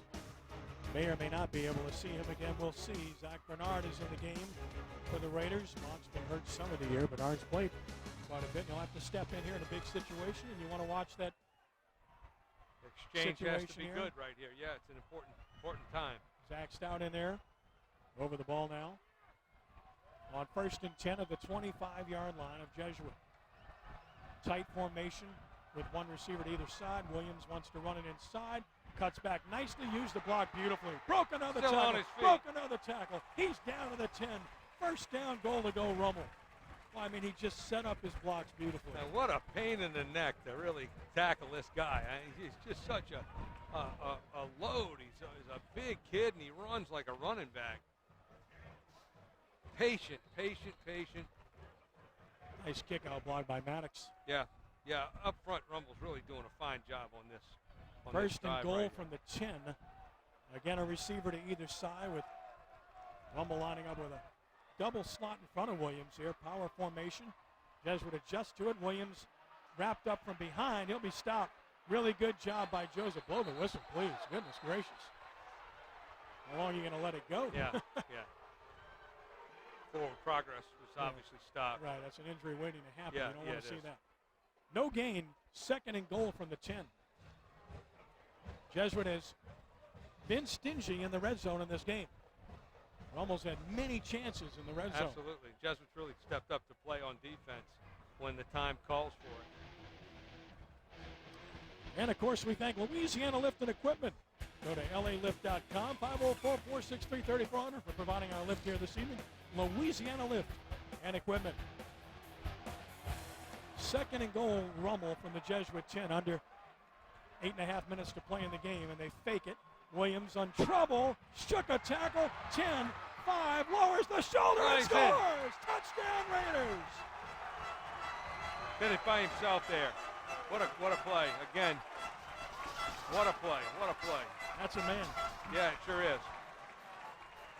We're going to go for two here, I believe. Well, this is an interesting decision to make. I think 2 is the play here, Mark. Yeah. Nice play fake. again, the kid has great presence, takes his time, eludes. You know, worst thing you can do is pressure him, because then he's got to get out on his feet. And man, turn the corner right there, really. Rummel is going for two. They changed personnel at the last moment, and Carter's not in the game. You know that's not what they want, so he runs back out there. And J. Roth is going to have to burn a second timeout, and that's critical in a game of this nature. Communication, you know, and this is something that's set up ahead of time. You think about these calls early in the week. They're on your play card. He's fussing about something, and for good reason. But, you know, you're sitting there. This is a play that's worked out on Wednesday, Thursday night. This copyrighted telecast of the first NBC Prep Showcase may not be retransmitted, reproduced, rebroadcast, or otherwise distributed or used in any form without the express written consent of DW Productions and WHNO-TV. Well, it's a big play because with a make, Rummel's back on schedule. With a 7-point lead, with a miss, Jesuit has the door wide open. Sure, right. Exactly. But it's the right play because a 6-point spread will not win the game for him. No. Damian Williams running the football now, 17 carries, 97 yards, and a touchdown. Well, he's been the go-to guy. Whenever they needed something, they've gone back to him, and he's produced. He's got to be tired. What do you look for here? I think you run Williams behind Stephen Carter. I do too. I don't think they're going to throw it into here. Carter slotted to the left in front of Williams. I don't think they're going to throw it. He is looking to throw. Nice play. Keith Fulton with a great catch. That's a whip route, just a little bit to the outside, so you overplay the flat, coming right back underneath. Really well thrown ball. I was like you though, Kenny. I thought he was going to pull it down and run it himself. Well, I mentioned earlier tonight, Fulton is a really good receiver out of the backfield. He's a heck of a football player, period. He just pulls this one out of the air. So with 8:23 to play, Rummel back on top, 24-17 on the first NBC Prep Football Showcase.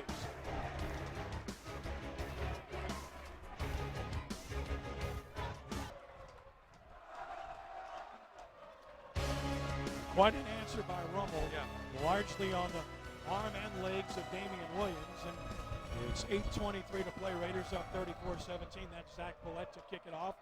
Fly stands at his goal line to receive. And this kick is sailing, returnable at the 1. So a chance for Fly for the first time in this direction to the 20, and a flag down for an obvious hold. That'll be holding. Yeah, that'll come back. That was one we could actually see. So Jesuit will start in the soup, so to speak, with 8:14 to play in the wind. But remember, we wondered about that in the first half, and on the first play, wasn't in effect. Yes, it didn't bother them at all. And plenty of football left there to be played. 8 minutes and 14 seconds with these two teams is an eternity, especially with clock management. Well, this in particular is a critical series for Jesuit because they're down 7 with 8:14 to play. They're at their own 10-yard line into the wind. If they don't get the ball out of here, they're going to give the ball back. Great field position. They can't give Rummel another possession with some with decent field position.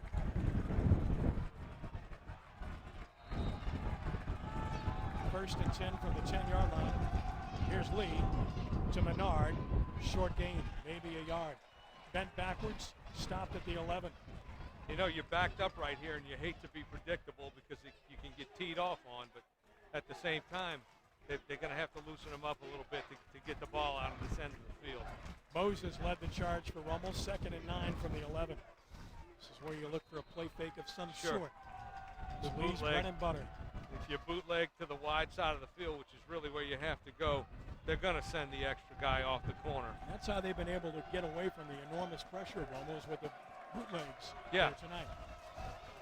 From the 11, 2nd and 9. Lee off the play fake as predicted. Going to Alexander down. deep. He's going to Alexander deep, diving effort incomplete.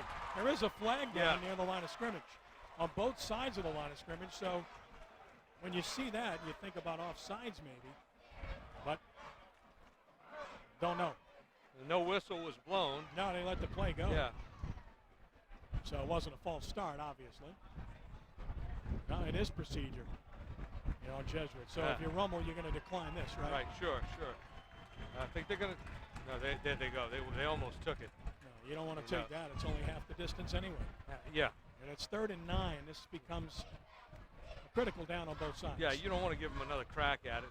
3rd and 9 into the wind again. 2 for 7 on third down, Jesuit tonight.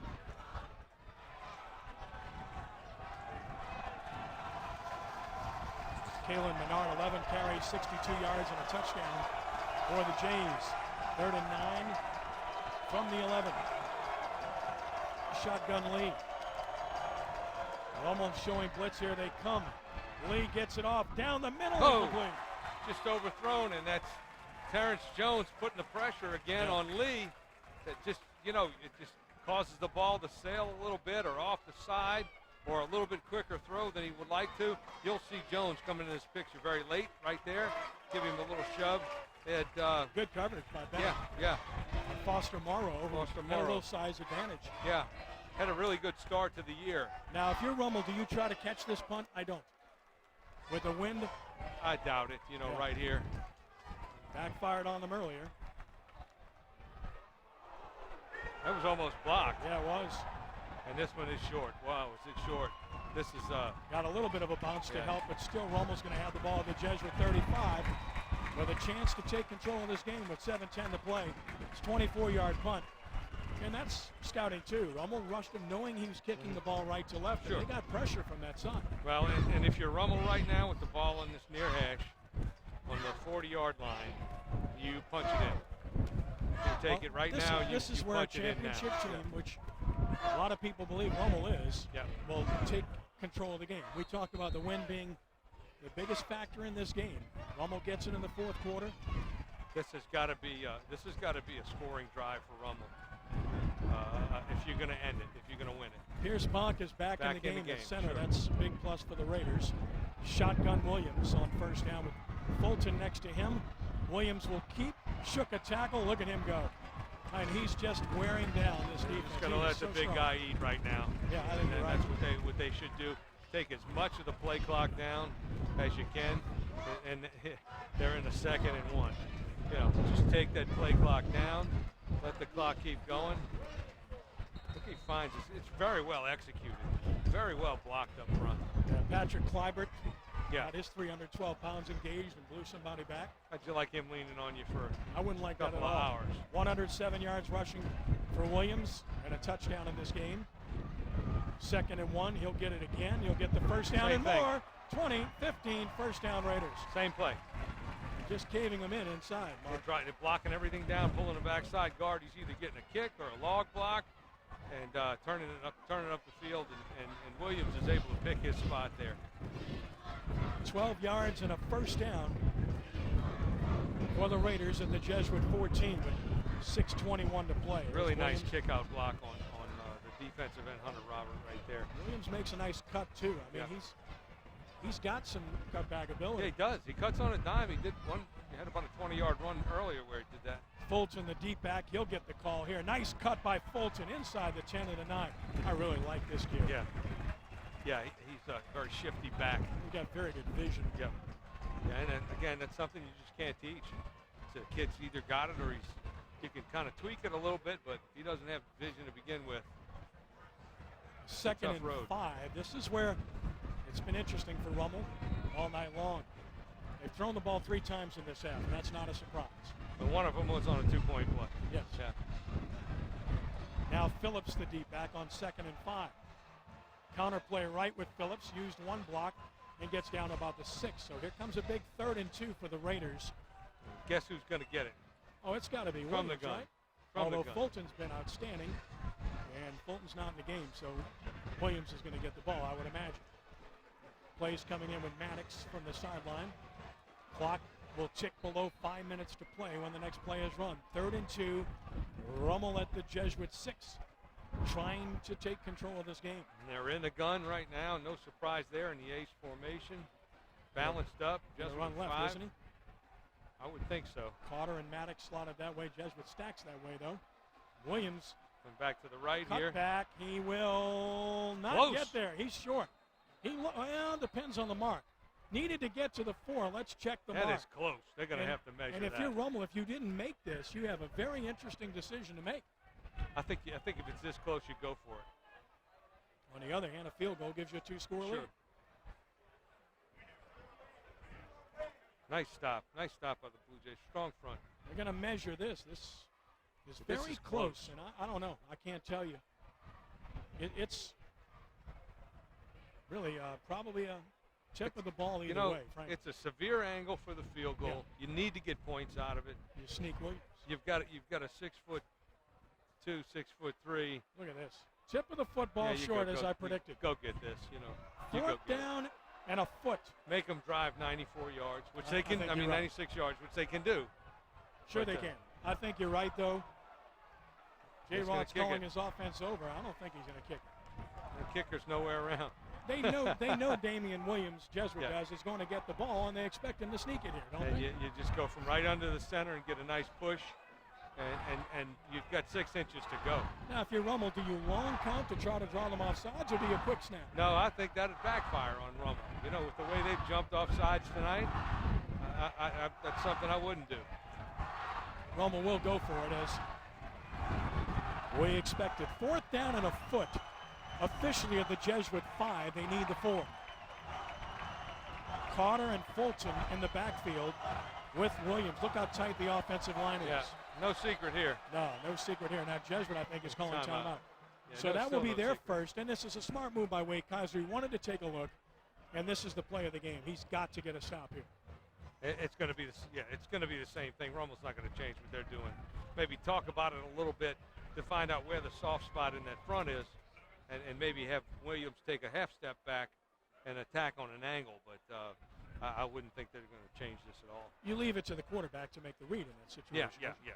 And Damian Williams, 20 carries, 112 yards, and a touchdown. He's been a major factor in all facets, as we expected he would be. Yeah, he's been something else. The problem with Tanner Lee today is he just hasn't had the ball as much. How many plays has this drive been? Even though it's been a short field, he hasn't had the ball in his hands all that much, and the pressure has come. And that's been tough for him. Not that he can't handle pressure. I think he does a great job with it. Well, look, he's made plays with his feet to step away from pressure 2 or 3 times in this game. And it's clear that Rummel has been the better team up front in this game. But Jesuit has hung in this game, took the lead to start this quarter, and they still have a chance. Rummel would like to try to put that to rest right here. Fourth and a foot from the Jesuit 5 officially, although the ball is near the 4. And he's in the shotgun here. Which is really interesting. I'm surprised. He'll get it, he'll run it, he'll score. J. Roth knows what he's doing. Yep, sure does. That's why I'm up here and he's down there. That was a cavernous hole, Mark. Yeah, it was. It's gigantic. And I didn't think he was going to change it, really. Because with a kid like that, fall forward. Look at that. Look at those blocks. Oh, my. It's walking. textbook blocking, and I know you appreciate that. And that's with my what you forte. coach. That's my thing. That's the thing I love to watch. And sometimes I get caught up in watching the front and have no idea who's catching touchdowns. And Paulette will convert. So Jesuit up against it now with 4:30 left to play. Top-ranked Rummel leads Jesuit 31-17 on the first NBC Prep Football Showcase.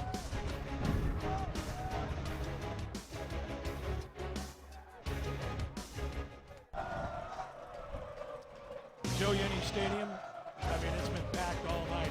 That's the Rummel side back. Jesuit side is really well populated too.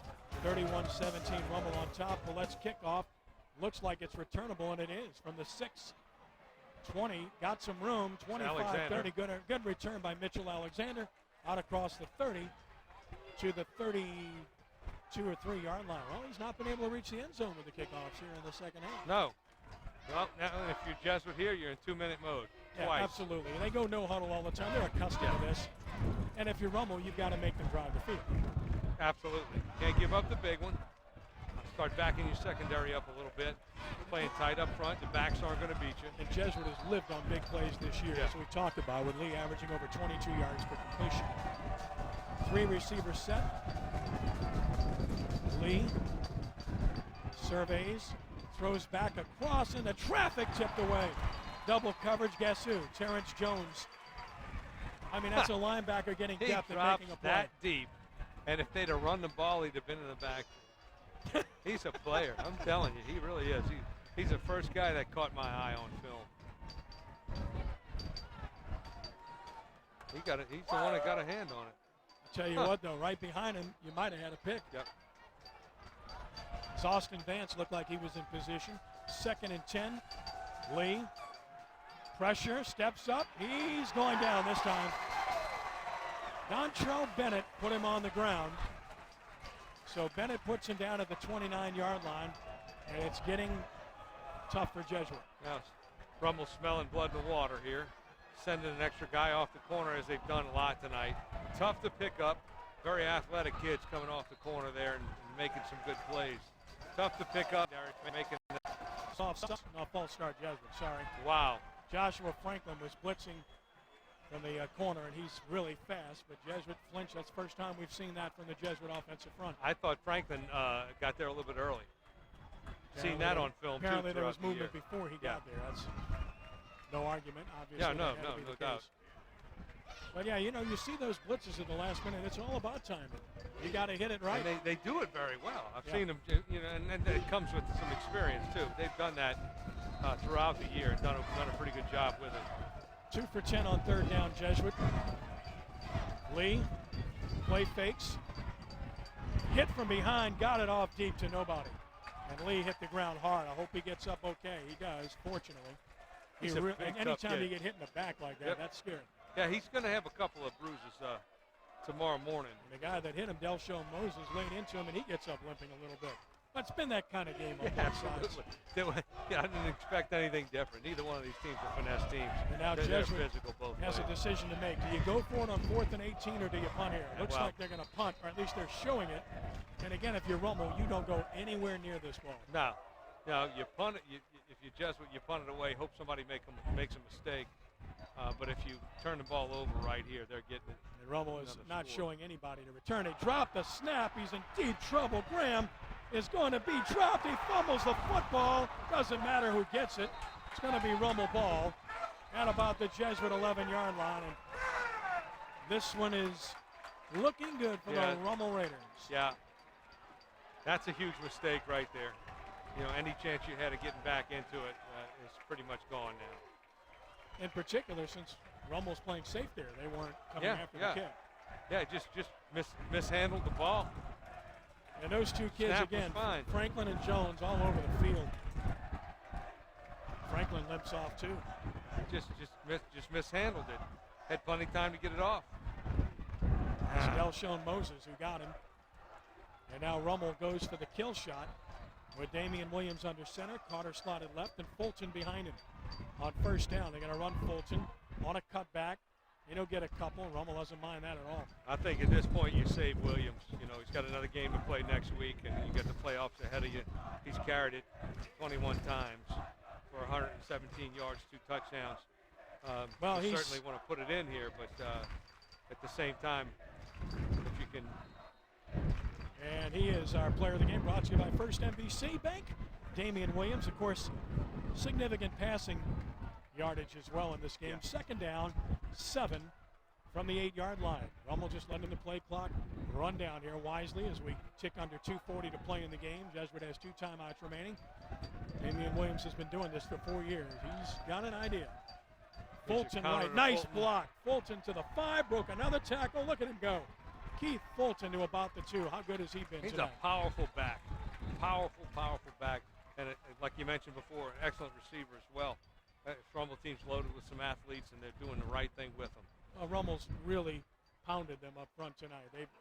They have that kind of football team, Mark. They have the ability to line up and beat you up front. They have good running backs, solid receivers, obviously a superior quarterback, a defense that runs very well, very good kicking game.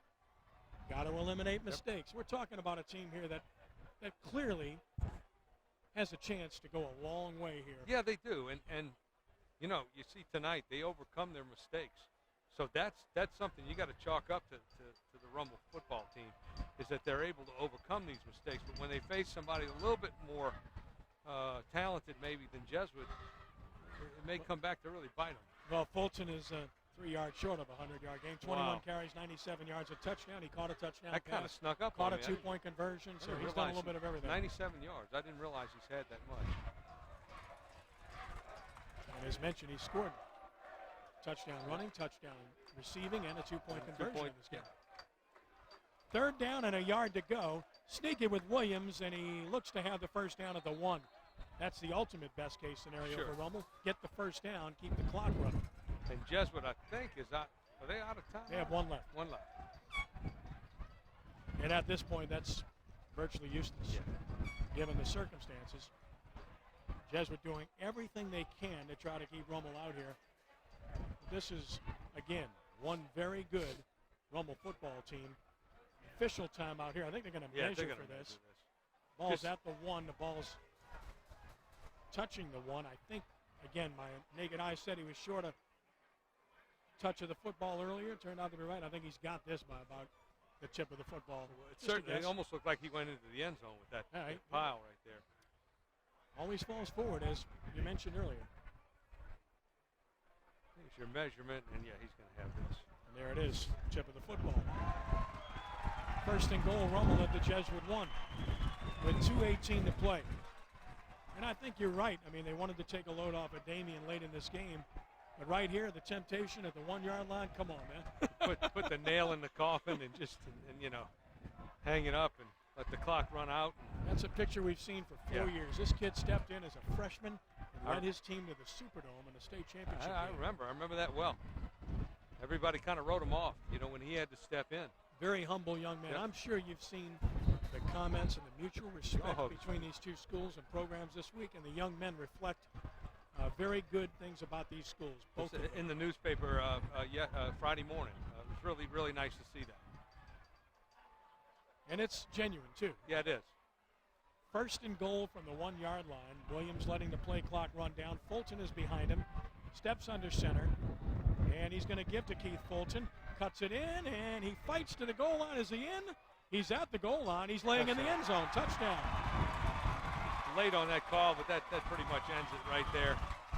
Any hope that the Blue Jays had of coming back is pretty much gone now. Damian Williams is our player of the game with an asterisk that Keith Fulton is every bit as deserving. You know, right? he kind of snuck. I guess I was watching Williams quite a lot, and he was doing so much, but man, another touchdown. So that's 3 touchdowns and a 2-point conversion.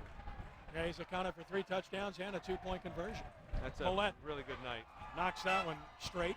So, with 1:46 to play, Rummel in total control now, 38-17 over Jesuit. Well, we talked about if you're a championship team, this is what you do when the game's on the line. Rummel has played like a championship team with the game on the You line. strike when you get an opportunity, and you make up for some of those mistakes from earlier, and they're going to correct. Believe me, he is going to harp on that tomorrow morning.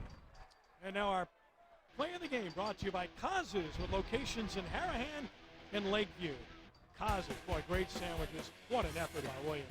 Great sandwiches for sure. I could use a hot one right now. Right there with There you, he big is. boy. Good play. Good play. Well, A he's special some player. And for all of the fans watching tonight, Mark, you've gotten an idea of why all of us are so high on both of these quarterbacks for different reasons. They're both superb at what they do. This is kind of what we expected. This has been a great football game, you know, and both sides have played so hard. They're very well coached. They've got good players. You know, credit to both schools, both teams for playing a game like this. Paulette kicked the bouncing ball to prevent any potential return, a 13-yard return.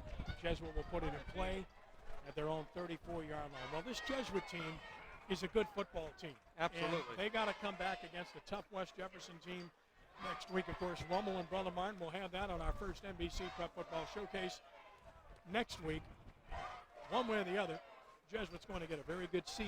Sure, and Jesuit needs to get over this really fast because, like you said, West Jefferson's an excellent football team. Very talented, very well coached. They're playing really hot football right now. That's a really good throw by Nice Lee to spot. Dante Fly. That should be a first down at about the 44. I mean, Lee is under pressure again. He's rolling left into the wind and makes a perfect throw. He's dealing with something he hasn't had to deal with too much this year, and I'm really liking how he's handling it. I think he's done a great job against it. Look, Rummel is superb defensively. Yeah, absolutely. They won't play a better defense than this for the rest of the year. It's 11 yards and a first down. Rummel gave up 18 points to St. Augustine. They scored very late. to get to that number. Jesuit scored 17 tonight. They're not finished. Lee rolling right, stopping, throwing. Alexander will wisely step out of bounds. Not about the yardage there. It's about preserving time, and Mitchell understands the game. Yeah, he really does. And it's been fun watching him grow up through this program as well. Getting on the field a little bit last year, coming around as a receiver, coming around as a punt returner, and then now he's been a huge part of this offense. And it's been fun to watch the guy that made sure he got out of bounds, number 3, Terrence Jones. Where isn't he? Yeah, that's a better way to look at it. Where isn't he? Lee. Oh, into traffic. Somehow they got through, and they throw a flag late. What is that? Wow, I'm not sure what that's for. I don't either, but I mean, Terrence it's Jones. just a hit on the shoulder pad. I think they're going to call a personal foul on Rummel. Jones is really right don't get underneath that. it. Jones was there again. There's probably 2 or 3 of them out there numbered as 3 that are running all over the place. Called interference there, which is pretty strange. Yeah. That ball was into traffic galore. He's saying the ball was tipped. He's upset about that. Yeah, Jay Roth has not been real happy about a whole lot here tonight. His team's going to win, and they're clearly the better side, but there's some things they have to clean up. They call interference here. Let's see if we can see anything that looks like it. No, we're not seeing the ball there. There we go. I'm not sure where interference could have possibly occurred there. Unless they just jammed him really far down the field, he wouldn't allow him to run his route. Which we wouldn't have seen there. Right. Here's Lee. Buying as much time as he can. Boy, he got walloped by Matthew Kennedy, and Hackney got walloped by Joshua Franklin. Still completed the pass, but Rummel just putting some serious licks on him. Tough kid. He stands in there. He extends the play. That's the buzzword now in the NFL. This guy can extend the play, and that's the truth. He can extend the play with his feet, and he doesn't give up on a play. Would have been just as easy to throw that out of bounds.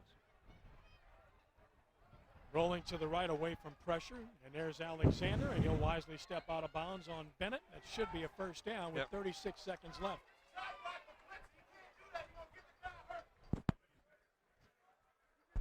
Offensive line coach would appreciate some of the comments we hear. I'm listening to it all. Here's that throw again. That was earlier. I don't know. Yeah. Okay. Here's Lee. Well, the 1st and 10 of the 26, 36 seconds left. Hit again. My goodness. He got just walloped by Franklin. And Austin Vance got a hand on the football for Rummel. Incomplete. Rummel's been close to quite a few picks. Remember, they had one that was returned for a touchdown. That was called back for one. We're still not sure about what happened. We'll find out later. Franklin makes a really good move right here. Bob swat on the center. Bob one-way swat him, come right back underneath, and that's how he was able to get free. Jay Roth is happy that he's just a junior. In fact, his whole starting defensive line are juniors. So, golly. Is there another Jones that's a no, junior? He's a senior. He's going to come off the corner right here. Here he comes. Lee, heavy pressure again, and the pressure caused him to throw it away. Franklin, like a bullet, got to in that time. Watch what this kid does here. 3 comes off the corner. Jones comes off the corner on a blitz, full blitz. Reads a middle screen, turns and runs, and almost got underneath it. Now, that's coaching. That's athletic ability, but that's instinct. Serious instinct. That's a pretty good combination when you got those 3 things together. I think the best way to really describe him is he's a very instinctive football player. Here comes again. Lee against the blitz again. Deep outright for Hackney. What an interception. This time it's going to count for Tolliver, but he fumbles the ball. Although he gets on it at the 27-yard line. So there's the first interception on Lee this year. I was just going to say that, and that, how many attempts? It's remarkable. It's got to be some kind of record. When you look at what he's done this year, he came in with 119 attempts, and he's thrown the ball, about 28 times in this game? Something like that, somewhere in that vicinity. So you're talking about 140-plus attempts. Yeah.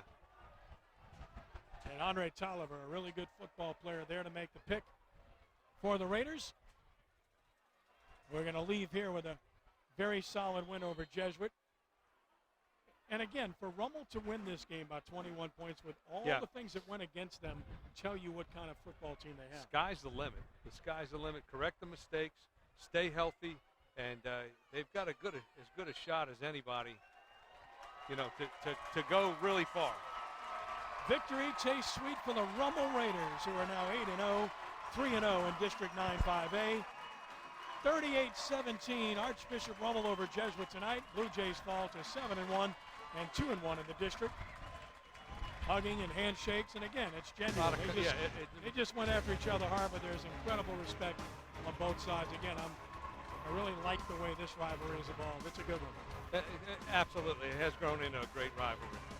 So a victory for Rummel, 38-17 over Jesuit. We'll take the timeout. Back with our post-game show in just a moment on the first NBC Prep Football Showcase.